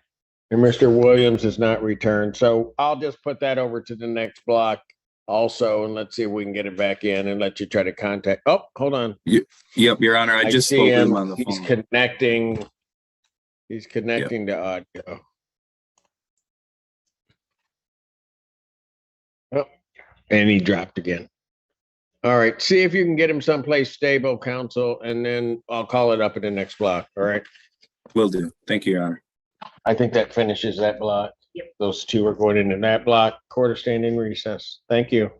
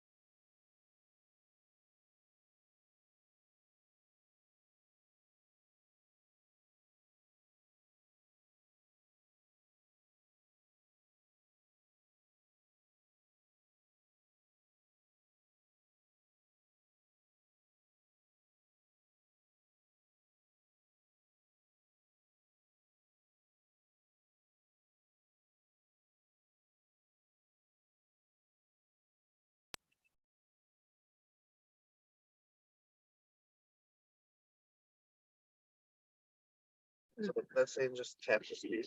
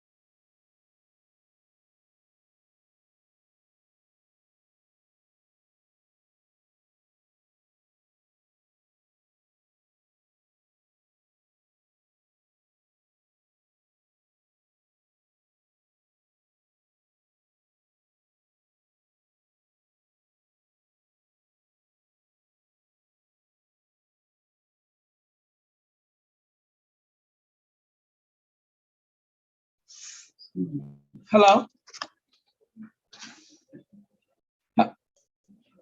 Oh, no. Hello? Hello, can you hear me? Yes. Okay, this is Mary Beth Lampy from CMH. Are you with the court? No, we're supposed to be she's in court with Judge Simpson. So I don't know how you got to the screen, Mary Beth. Yeah, I don't know. I think we're both on different cases. Okay. Right, because what are you in court? So how did this come?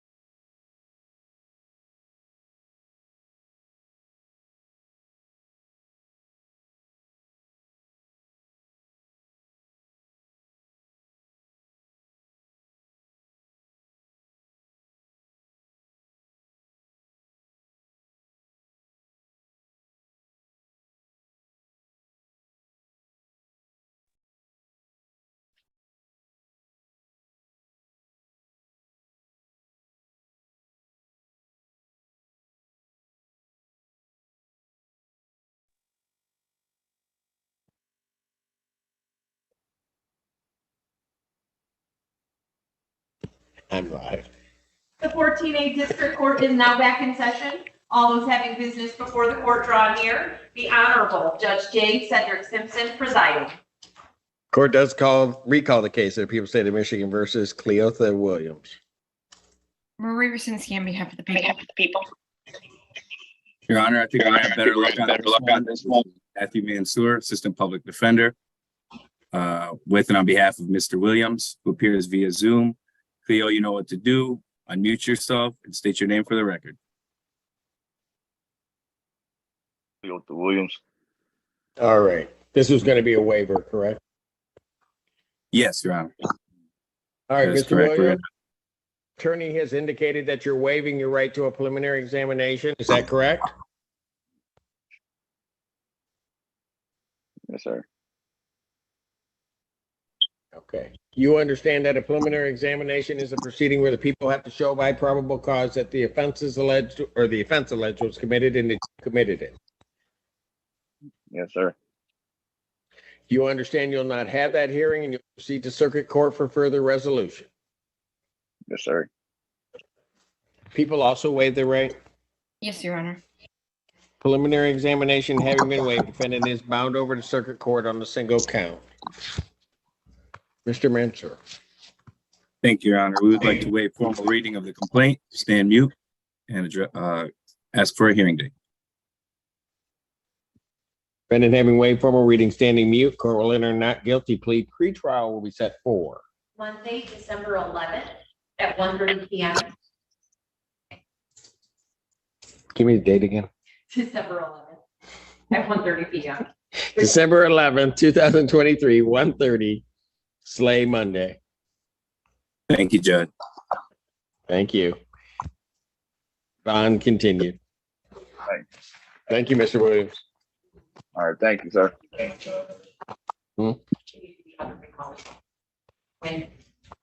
It's the next one up. You know what? Getting really bossy. Court calls the case of the recalls the case versus Kerry Wynn. Nimish Ganatra for the people. Kenneth Overwater, Assistant Public Defender on behalf of Mr. Wynn. Judge, I wouldn't advise talking to the boss that way. What? I would not advise talking to the boss that way. Well, if everything goes dark, you know what happened. Thank you for passing the matter. I did attempt to reach out to Mr. Wynn. Unfortunately, I was not able to reach him. I have no further information. I know there's a community corrections violation report. Is the court in receipt of a copy of that? Yes, the one from the 23rd. The one that says violation report in bright red. Yes. And there's been no contact. Then, all right. Bench warrant will issue for defendant's failure to appear. Bond will be set in the amount of $25,000 cash surety.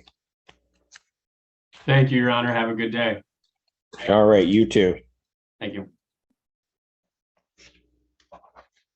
That warrant will issue immediately.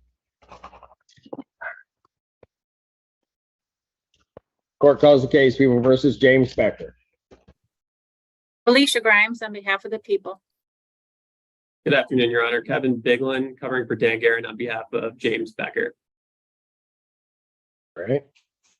And Mr. Becker, can you state your name, please? James Becker. All right, thank you. What are we doing on this? Your Honor, we are asking for a preliminary examination to be set. All right. All discovery is complete? You guys have all the discovery? That was a question. Yes, I believe so. Mr. Biglin, okay. And the availability of witnesses on the 7th, to the best of your knowledge, that can happen? Yes, Your Honor. Preliminary examination in person will be set November 7th, 2023, 9 a.m. before Judge Perry. Thank you, Your Bond Honor. on this matter will continue. Thank you. Thank you, Your Honor. Court calls the case People versus Leon Freeman. Nimish Ganatra, First Assistant Prosecuting Attorney for the people. Good afternoon, Your Honor. Michael Vincent on behalf of Leon Freeman. Mr. Freeman, state your name. Leon Freeman Jr. Thank you. All right. And what are we doing? We're going to set this for a preliminary exam, Your Honor. You have all of the discovery, I believe I do. right? And the people believe their witnesses can be available on the 7th. I think can't that- be available. I'm sorry, Your Honor. I can't be available on the 7th. We didn't care about you. We were, no. Well, let's put it this way. My wife is leaving for Paris on that day. So do I need to explain more? Yeah. Surprised you didn't leave early. So- This morning she asked me, when are you leaving for work? Okay, so, all right, so will the 14th work for you then? Yes. Your Honor, Yes, that sir. should be fine with the people. Does the court have a copy of the Community Corrections Progress Report? I do. I do too, Your Honor. I would just note at the end of that report that the agent hasn't received any results since the referral from September 25th. Yeah, good. That was good. Everything's good. Mr. Freeman says you have contacted Community Corrections. And I went drop today. And he dropped today at the place. Clean. My question for the court is he's now has the circuit court probation going on. Dropping there, and now he's dropping there at Community Corrections. I wonder if both of them are needed. Obviously, we can't do anything about the circuit court, but I'm not sure why he's having to go to Community Corrections and circuit court. She said that she would go call them and combine them together. Okay, Mr. Freeman told me that the people at Community Corrections are going to call circuit court and try to combine them together. All this happened this morning, apparently. It just happened this morning. Yes. He went there Okay. and dropped clean. Then you certainly need to get that cleared up right away. Because they don't have any results, and we need to get those results. Yeah, from what Mr. Freeman's telling me that they both are communicating today, hopefully get this resolved. All right. But he did go to Community Corrections today and dropped Okay. clean. I will trust that you are getting that taken care of. I'll set preliminary examination in person, November 14th, 2023, 9 a.m. before Judge Washington. Oh, I'm sorry, you said on the 14th, that would be in front of Judge Burke. Before Judge Burke. Bond continued. Thank you, Your Honor. All right. Thank you. Court calls the cases of the people versus Marvin Holland, 2 cases. Nimish Ganatra for the people. Your Honor, Michael Vincent on behalf of Mr. Holland, who is being brought into my conference room.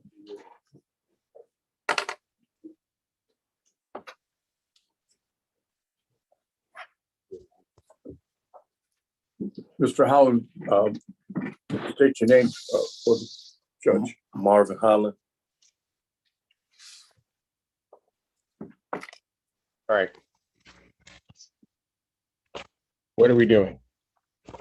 Mr. Ganatra, do you think this would be one that you and I should talk about before we set it for a prelim exam?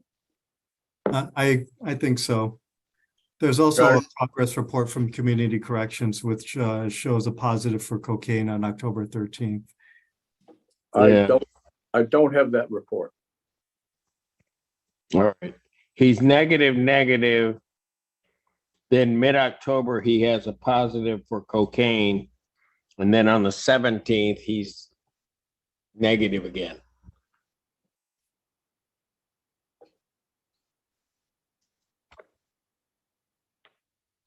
So what happened before the 13th? Got weak, right? You got weak, told me. Got weak. I think addiction to cocaine is, I know your honor, has heard this before, but it's How often is he testing? once a week, Your Honor. Pardon? Once a week. Okay, I'm gonna change that to twice a week testing, increase the frequency of his testing. Yes, sir. Yes, ma'am. Thank you. Probable cause conference, how much time did you guys need to talk? What Mr. name did I Nimish? give last time? Oh, never mind. I'll adjourn it out to November 16th, 2023, 9 a.m. That way we'll be able to get some tests and make sure he stays clean. Thank you, Your Honor. Bond will continue. So, yeah, I just need an amended order.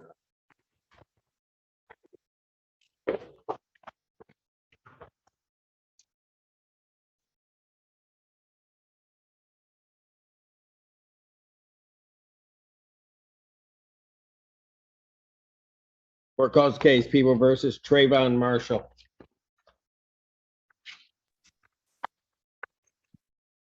Nicole Hughes on behalf of the people. And good afternoon, Your Honor. Sydney Rushing on behalf of Mr. Marshall. Trayvon, can you please unmute your mic and state your name for the record? Trayvon Marshall. All right, thank you. All right, what are we doing? Your Honor, at this time, we're asking for one more adjournment. I did receive 30 gigabytes of video discovery, and I believe there is still some outstanding. So I'm just asking for one more brief adjournment. And when we come back, we should be able to move this forward.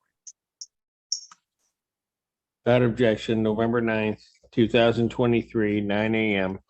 Where's your Zoom invite indicates, Bond will continue. Ms. Barashman, can you please, Thank you. Ms. Barashman, can you please send me an email after you've reviewed those videos if there's anything else? Yes, I will. Thank you so much. Thank you. Have a great day, Judge. Thank you. Court calls the case, People Olson. Hamish Ganatra, First Assistant Prosecuting Attorney for the People. Your Honor, Joe Simon on behalf of Mr. Olson. Mr. Olson, will you please unmute and state your name? Andrew Olson. And Your Honor, the parties just received yesterday the Forensic Center's CR report. Mr. Ganatra and I are going to continue to discuss the case in the wake of that report, asking to adjourn the PCC approximately 3 weeks. I think I can do that.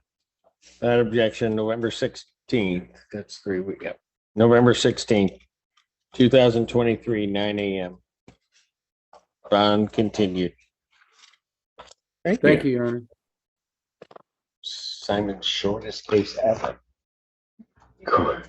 Court calls the case at People versus Myrna Pencost.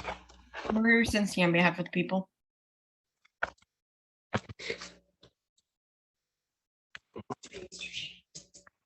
Yep. David Chan on behalf of Myrna Pencost, who's here, Your Honor. Yes. All right. What are we doing on this? We still do not have a report from the victim's advocate, so we're going to have to get another adjournment. We do have a potential plea deal, but the victim's advocate has to report. Got it. Okay, probable cause conference during November 16th, 2023, 9 a.m. Bond continued. Thank you. Thank you, Your Honor. Thank you. Thank you, ma'am.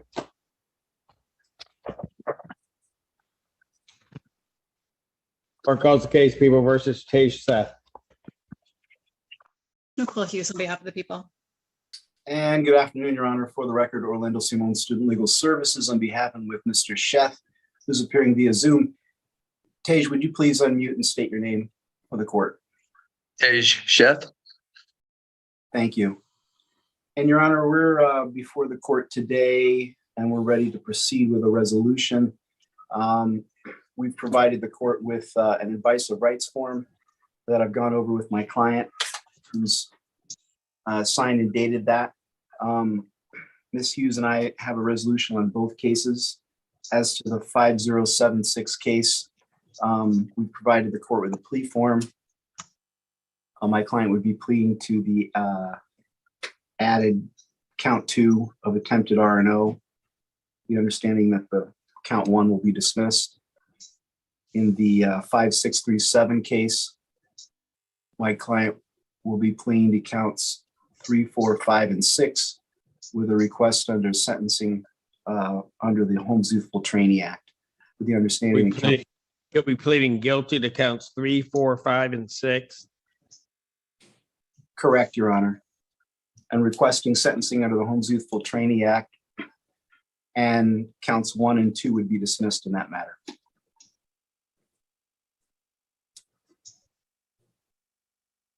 Ms. Hughes, is that So correct? he's pleading to a total of 5 different counts, correct? That is correct. That All is right. correct. And to be clear for the record, he is not approved for HIDA in 5076, the attempt R&O. In 5637, the 4-count misdemeanor on the complaint, I have entered into a sentencing agreement where the defendant is approved for HIDA in that file only. And that is correct statement, Your Honor. It's our understanding. Okay. Understanding I can't bind the sentencing judge in this matter, but I understand what the parties are attempting to do. There shouldn't be a problem, but. And Mr. Sheff understands that as well, Your Honor. All right. Sir, can you please raise your right hand?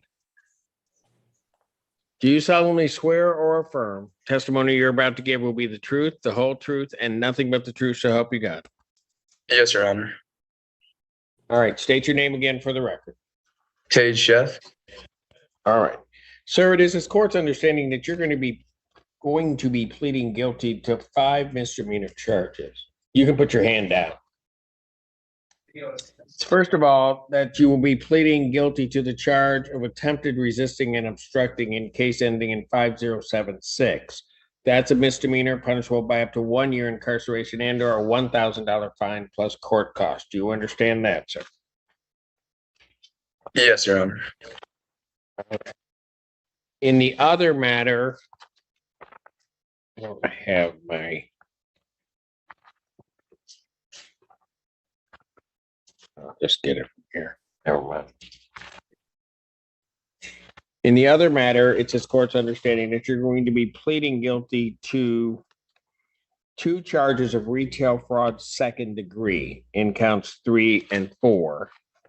Those are misdemeanors punishable by up to 1 year incarceration, $2,000 fine plus court costs. The fine could be increased to 3 times the value of the property taken. If that's greater than $2,000, that would become the maximum, or that would become the fine. You understand that, sir? Yes, Your Honor. And also that you would be pleading guilty to 2 charges, to a charge of retail fraud 3rd degree contained in count 5. That's a misdemeanor punishable by up to 93 days in jail, $500 fine plus court costs. Fine could be increased to 3 times the value of the property. If that's greater than $500, that would become the maximum fine. You understand that? Yes, Your Honor. All right. And also that you would be pleading guilty to the charge of breaking and entering illegal entry. That's a misdemeanor punishable by up to 90 days incarceration or $500 fine plus court costs. You understand that? Yes, I understand. All right. Now, you also understand that while I'm taking your plea, I would not be your sentencing judge and you would be sentenced before a judge. And sentenced before judge. He has 2 different judges. Okay. Either one. Judge Perry and Judge Bell.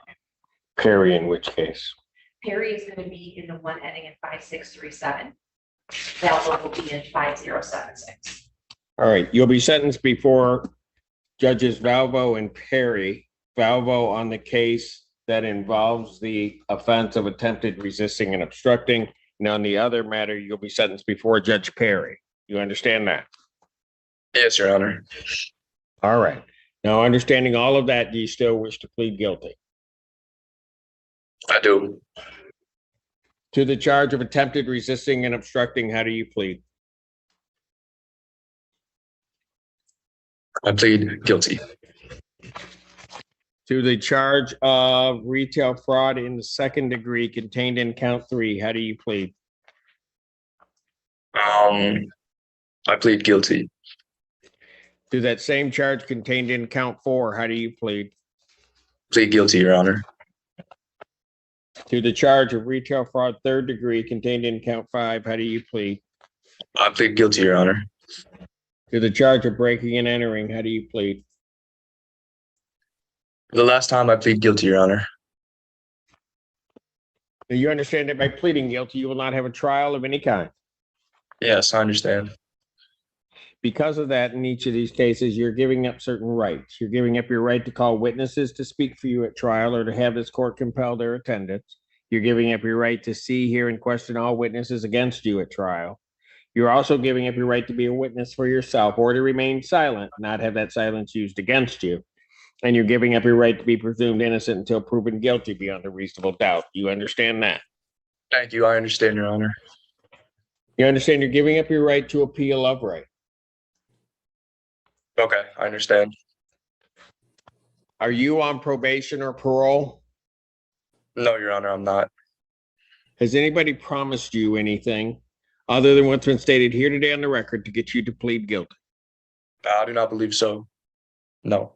Well, has anybody promised you anything other than what's been stated here today to get you to plead guilty? No, Your Honor. Has anybody threatened you or coerced you? No, that has not happened.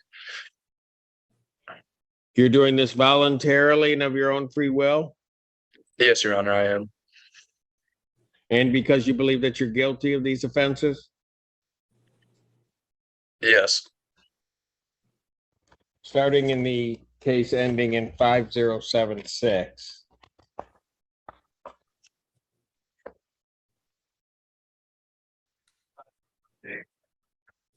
On the date of April 21st, 2023, at the location of Greenwood Avenue and Packard Street, City of Ann Arbor, Washtenaw County, State of Michigan, did you come into contact with Ann Arbor police officer?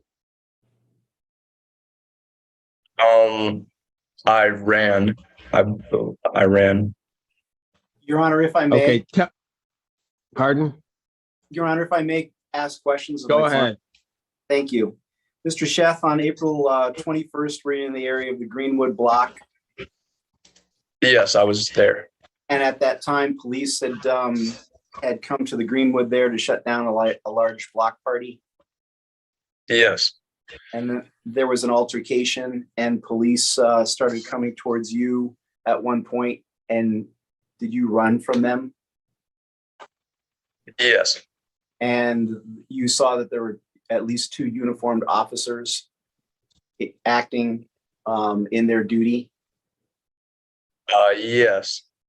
And you continued to run from them down an alley and eluded them from the scene, correct? Not really down an alley, but yes, I eluded. Is the court satisfied?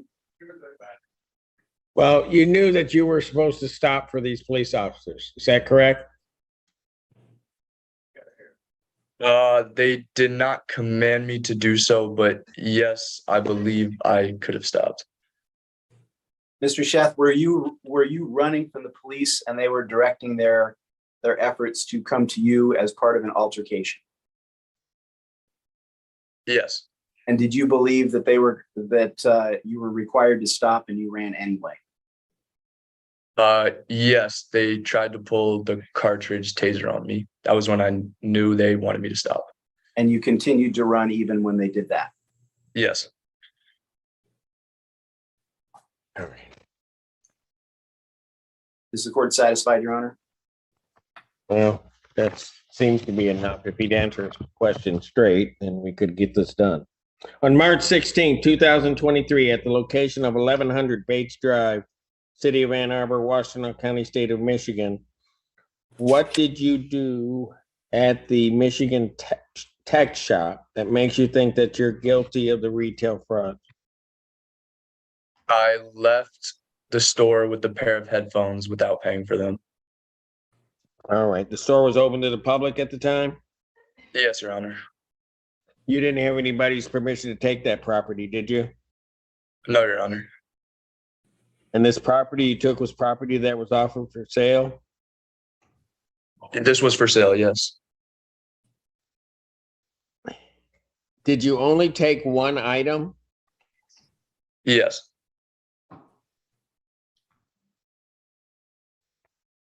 Okay, folks, somebody explain to me the distinction between 3 and 4 then. Your Honor, if I may. Mr. Sheth, as to count 3, that was on or about March 6th, close to 3 o'clock in the afternoon when you entered the U of M tech store, correct? Yes. And you took one item without paying for it, as you indicated, yes? Yes. And you believe the value of that item to be at least $200 and less than $1,000? The tech shop was selling it for $349, but you could buy the same item at Walmart for $169. Well, geez, oh, Pete almighty. Okay, look, I'm not going to play his game with this. That was a very direct question. We had very direct questions on the other one. It seems to me that he wants to skirt what he's done. So I will not waste your time. More than happy. Sir, do not interrupt me. Ever. So I will take his plea when he decides that he wants to be straight about what he's done. So I'll pass the matter. Mr. Simone, if you want to get on the phone with him and have him understand how he's supposed to answer your questions and or the court's questions regarding this plea, we'll finish it today. Otherwise, we can do it another day, or otherwise, I will just set it for an exam. Those are going to be the options. Court is passing these matters.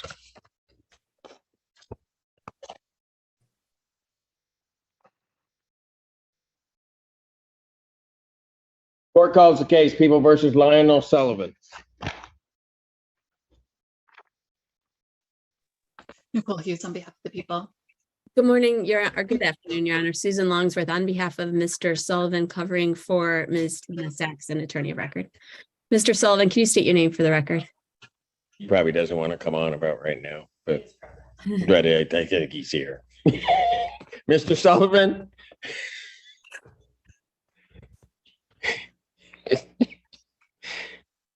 Mr. Sullivan? Yeah, he's here. He's just not answering.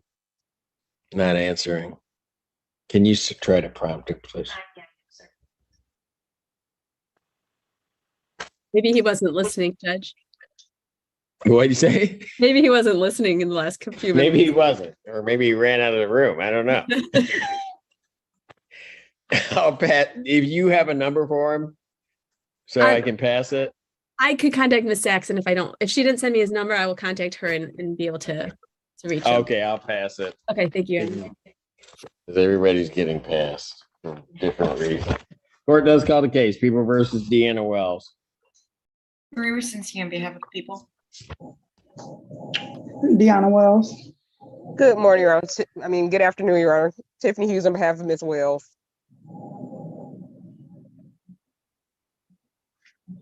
Deanna Wells. All right. Can you hear me, Your Honor? Yes, I can hear you. Okay. All right, what are we doing on this matter?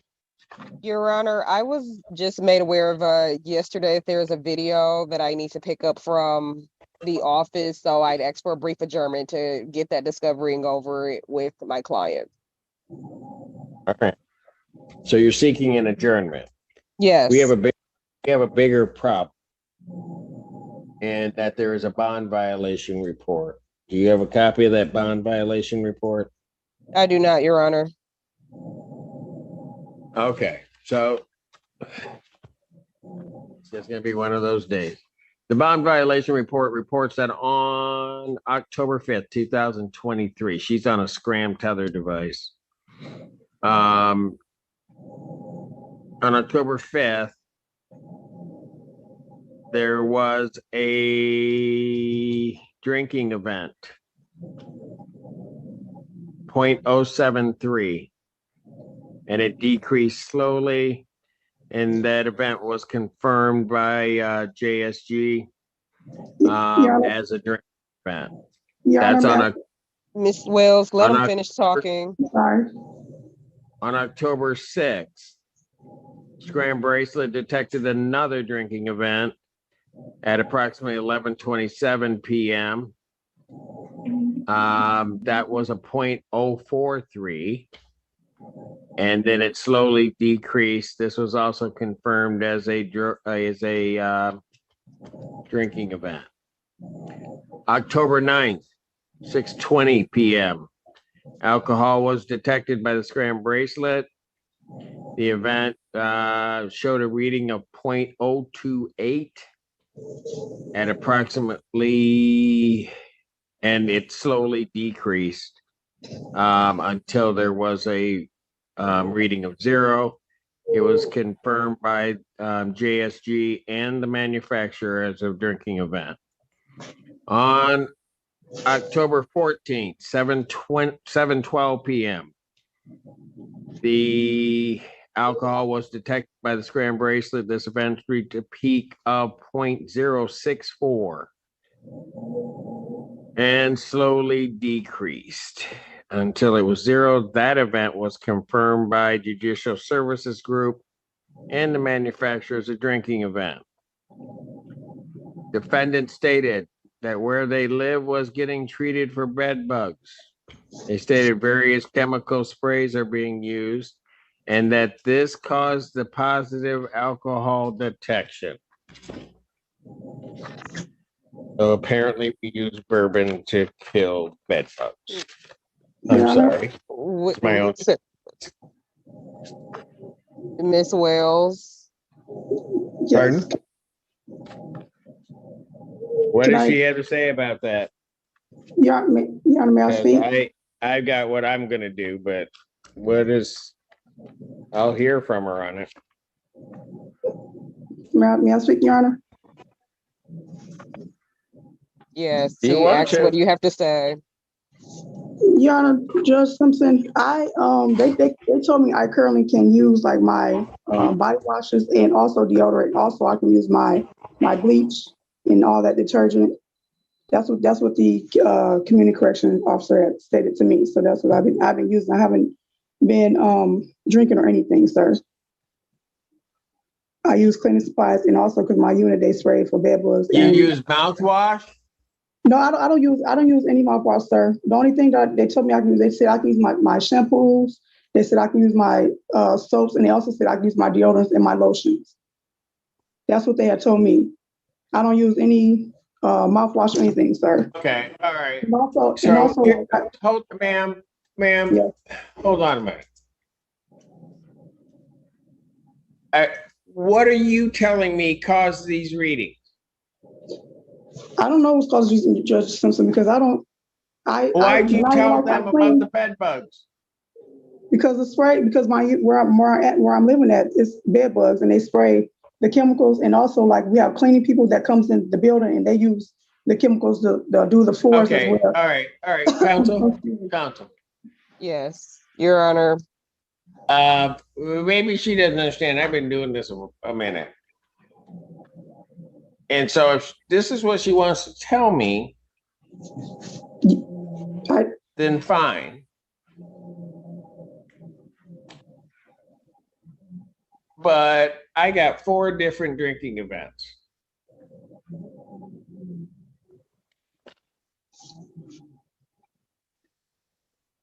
Your Honor, I'd like You to want know. to talk to your client? I usually don't get breakout rooms, but yeah, let's talk. This. I'm going to do what I've got to do. But if somebody wants to lie to me, it's just going to get a lot worse. I'm not lying to you, Your Honor.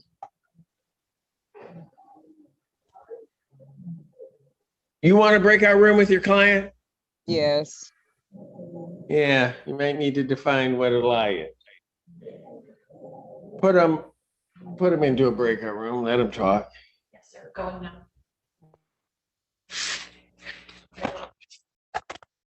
Email counsel. Can you send counsel a copy of the report? Did we get it that way, or? I will have to check, Miss Wells. I think we did. Just a second. This thing went off the rails.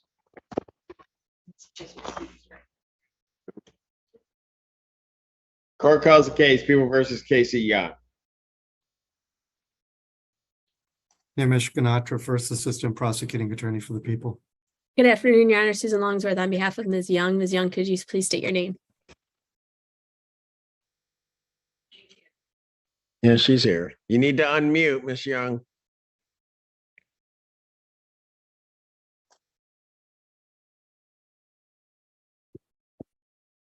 The one with the microphone.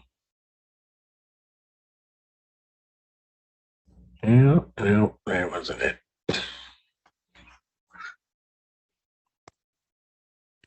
All right, can you hear me now? Yes, I can hear you. We can't see you, but we can hear you.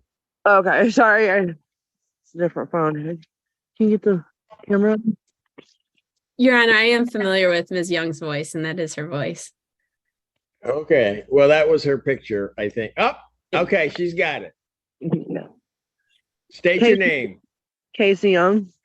All right, she's here. Okay, what are we doing? Your Honor, this is a matter I've been discussing with Mr. Ganatra, and I believe at this point we're requesting an adjournment of the PCC in order to negotiate further. Well, that was her picture, I think. Oh. Probable cause conference, November 16th, 2023, 9 a.m. Bond will continue. Thank you. And I'm putting it out that far to give Miss Young time to figure out how to work Zoom. Thank you. So, all right. Thank you, Your Honor. Bond will continue. Thank you. Thanks. Bye. Okay. Hold on. Court will stand in very brief recess, and I'll come back and call cases. Go ahead.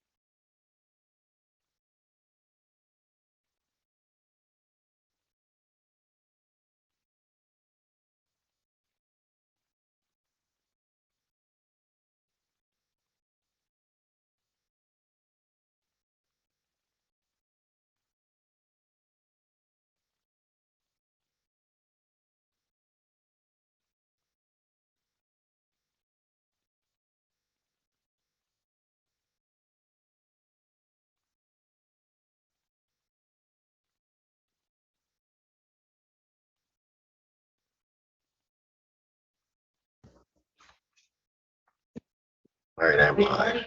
The 14A District Court is now back in session. All those having business before the court draw near. The Honorable Judge J. Cedric Simpson presiding. All right, court recalls the case People versus Sullivan.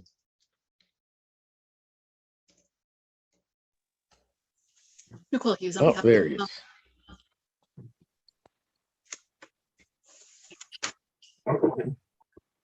He's Good there. Good afternoon, Your Honor. Susan Longsworth covering for Christina Saxon. Sorry, I can't talk. On behalf of Mr. Sullivan. Mr. Sullivan, can you please state your name? Yeah, Lionel Sullivan. Thank you, sir. All right, what are we doing on this? Your Honor, in this matter, we're requesting an adjournment. Ms. Saxon had reached out to the prosecutor's office and requested videos. She did so in her initial discovery demand and also on October 5, and has not yet received those videos. Probable cause conference, November 16th, 2023, 9 a.m. Or as your Zoom invite indicates, bond continue. All right, thank you. Thank you, Mr. Sullivan. Thank you, Your Honor.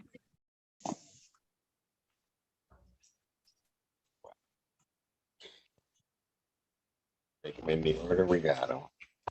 Now, Wells. Court recalls the case People versus Wells. Maria Rosinski on behalf of the people. Deanna Wells. Good afternoon, Your Honor. Tiffany Hughes on behalf of Ms. Wells. Okay. Does she want a hearing on these? I believe that she would, and if we could, Your Honor, could we adjust like the scram and have her do like the blow to show? From my understanding, the deodorants and the shower gels and things that she used, they're not alcohol free, and this is probably where this is coming up. But she like to do a breathalyzer to show that she hasn't been drinking. How's she gonna do a breathalyzer now? Not now, but I mean, to show like she hasn't been drinking. Like of course she wouldn't do it now, but if she could test with the breathalyzer, like do her testing with the breathalyzer instead of with the scram. Hold it, Counsel, what is she claiming? What are you claiming caused these events? The alcohol from the shower gel that she's been using, the alcohol from her deodorants, the alcohol content in there. Oh, so we want a hearing. Okay, here's what I'm gonna do.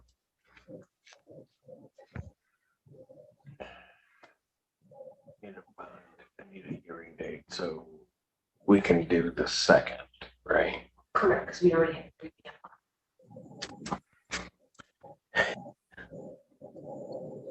I'm gonna set a bond violation hearing as well as adjourn the probable cause conference to November 2nd, 2023 at 3 p.m. Okay. All right. But in All the right. interim, I can't ignore this report. I have, counsel,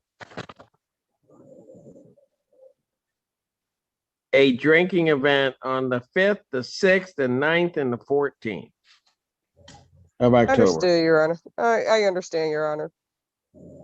And so in the interim, and here's what's also part of my problem. You're telling me something other than what the defendant told community corrections for these events. Okay. And that's a problem for the court. Well, not so much for the court, but certainly for your client. The other issue that I have is that I think I saw in here that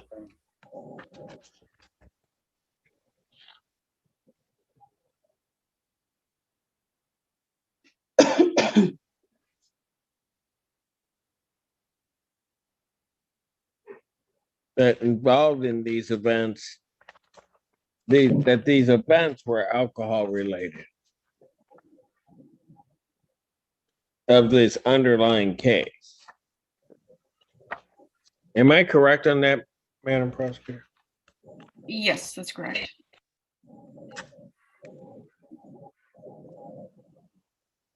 So, I mean, that's why on these charges, she went on a scram tether out of the gate.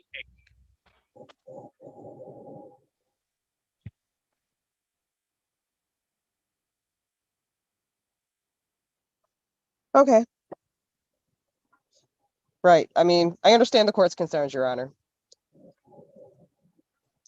So, given those concerns, also given the fact that I've got these 4 events almost back to back to back, and she's telling them something different than what she's indicated to the court at this time.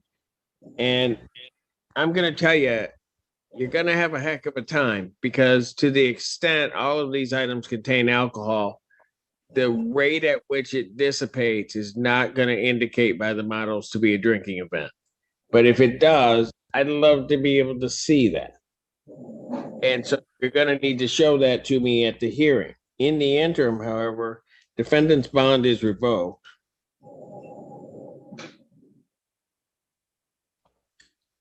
Defendant to report to the Washtenaw County Jail.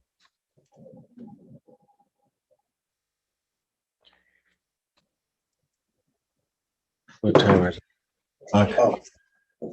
To report by 7 p.m. this evening. Your Honor, I have children, Your Honor, that have to get to school. 7 p.m. tonight. Or a bench warrant will issue with no bond. And how long will I be in the county judge? I'm sorry? How long will I be incarcerated, Your Honor? Ma'am, that's in part going to be up to you, but I'm not negotiating that. I've ordered you to the Washtenaw County Jail. You got really one of 2 choices. You can follow my order, get there, have your counsel make the argument to have you released, or you can disobey that and I'll just send somebody to get you. Those are really your options. And then not going to matter to me what counsel says. And Your Honor, no, I'm sorry. Your Honor, am I able to make that argument now? Or does it have to be when she's incarcerated? She's got to turn herself in. I got 4 drinking events, counsel. Yes, understandable. So do I go there tonight? And I'll be honest with you. Neither what she told Community Corrections, nor what she has indicated to you, that makes no sense. Your Honor, they do spray my unit because they have a lot of roaches and bed bugs. Miss Wells. Yes, ma'am. Sorry. Okay. So 7 p.m. 7 p.m. And then the hearing is set for the 2nd. Thank you. Thank you. Thank you.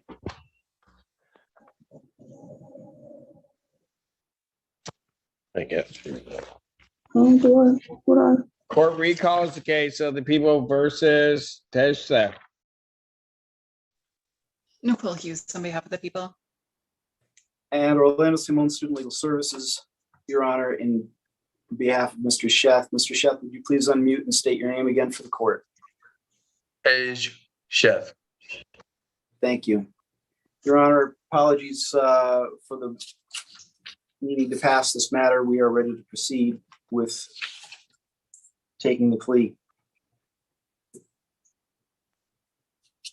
Is he going to answer straightforward the questions? Because otherwise, I'm just not going ahead. I mean, I let it pass 3 or 4 times with him. If he can either answer the questions or not. Your Honor, we are ready to proceed. If I may, if I could expedite this matter, Your Honor, if the court would permit me to ask questions on each of the. You can go right ahead because he wasn't answering yours any better than he was answering mine. So go ahead, counsel. Thank you, Your Honor. Is the court satisfied as to the count 3 that we left? No. Okay. Because he said he took the headphones. Then when we got to the issue of value, he started saying stuff. Okay. So we'll begin with count 3 then, Your Honor. Mr. Sheth, as to count 3, on the case number 5637 on March 6th. Were you in the University of Michigan Tech Shop around close to 3 p.m., 2:50 to 3 p.m. on that afternoon? March 6th or 16th? 16th. And if we could change this to a date range on the complaint, that is going to fix part of the problem here. We should have charged this as March 16th to April 25th. And then he'll talk about how he keeps going back to the store and stealing all this stuff. Okay. You have any objection to that amendment? That's fine, Your Honor. We have no objection. And so that's from March 16th, 2023 through what date? I'm sorry, Ms. Hughes. I believe April 7th. No, April 25th, 2023. Thank you very much, Your Honor, for making that amendment. Okay, go ahead. Mr. Chef, as to all three counts of retail fraud, were you in one of the University of Michigan tech stores somewhere between the dates of March 16th, 2023 and April 25th, 2023? Yes, that is correct. And on 3 of those occasions, starting with count 3, that was one occasion you were in the U of M tech store, correct? Yes. And on that occasion, did you take, without paying for it, a pair of headphones? Yes, I did do that. And you understand, it's your belief that the value of that was at least $200 and less than $1,000, correct? Yes. And you didn't have permission to take that item, did you? I did not have permission. And the U of M tech store was open to the public? Yes. Your Honor, is the court satisfied as to count 3? Count 3, I'm satisfied. As to count 4, Mr. Chef, on this occasion, sometime between those dates, which you've already stated on the record, did you enter one of the U of M tech stores and again take a pair of headphones, a different pair of headphones? Yes. And you believe the value of that particular set of headphones was at least $200 and less than $1,000? Yes. And did you have permission to take that item? I did not have permission. And you didn't pay for it? I did not pay for it. And that store was open to the public at the time? Yes. Is the court satisfied as to count 4? I think you've made a factual basis. Go ahead. As to count 5, Mr. Chef, this was a third occasion where you entered one of the U of M tech stores, correct? Yes. And you took an item that was for sale that was, what item did you take on that occasion? It was A JBL Bluetooth speaker. Speaker. And it's your belief that item was less than $200 in value, correct? Yes. And you didn't have permission to take that item? I did not. And the store was open to the public at the time? Yes, it was. And you didn't pay for the item? I did not pay for it. Very well. And as to count 6, somewhere between March 24th and March 27th of this year, did you enter an apartment as part of the University of Michigan Northwoods 2 residence at 2249 Cram Place, number 7? Yes. And did you have permission to enter from the owner? No, not from the University of Michigan. Is the court satisfied as to count 6? As to the factual basis, I'm satisfied. Counsel, has the court complied with the court rule, and would it be proper to accept this defendant's pleas to these 5 charges? Yes, Your Honor. We are satisfied, Your Honor. Thank you. Court will accept the defendant's plea of guilty to count in case ending in 5076. His plea of guilty to count 2, count 1 is dismissed. A pre-sentence investigation and report is ordered at 15th District Court. Sentencing in that case will be November 16th at 1:30 p.m. with Judge Valvo. November 16th, 2023, 1:30. Yes, sir. Before Judge Valvo. In that matter, Bond will continue. In the other matter, court will accept the defendant's pleas of guilty to counts 3, 4, 5, 6. Counts 1 and 2 are dismissed. Pre-sentence investigation and report is ordered in that case. Sentencing November 21st at 8:30 a.m. with Judge Perry. November 21st, 2023. What time? 8:30. 8:30 before Judge Perry. Bond in this case will also continue. Thank you. Thank you very much, Your Honor. Mr. Sheth, you are all set, and I'll be in touch with you about setting up a probation appointment. Thank you. Very I good. think Thank you. that is it for my docket. Folks, thank you very much. Ms. Hughes, have a good evening. You as well, Your Honor. Thank you so much. 14A stands adjourned. Go.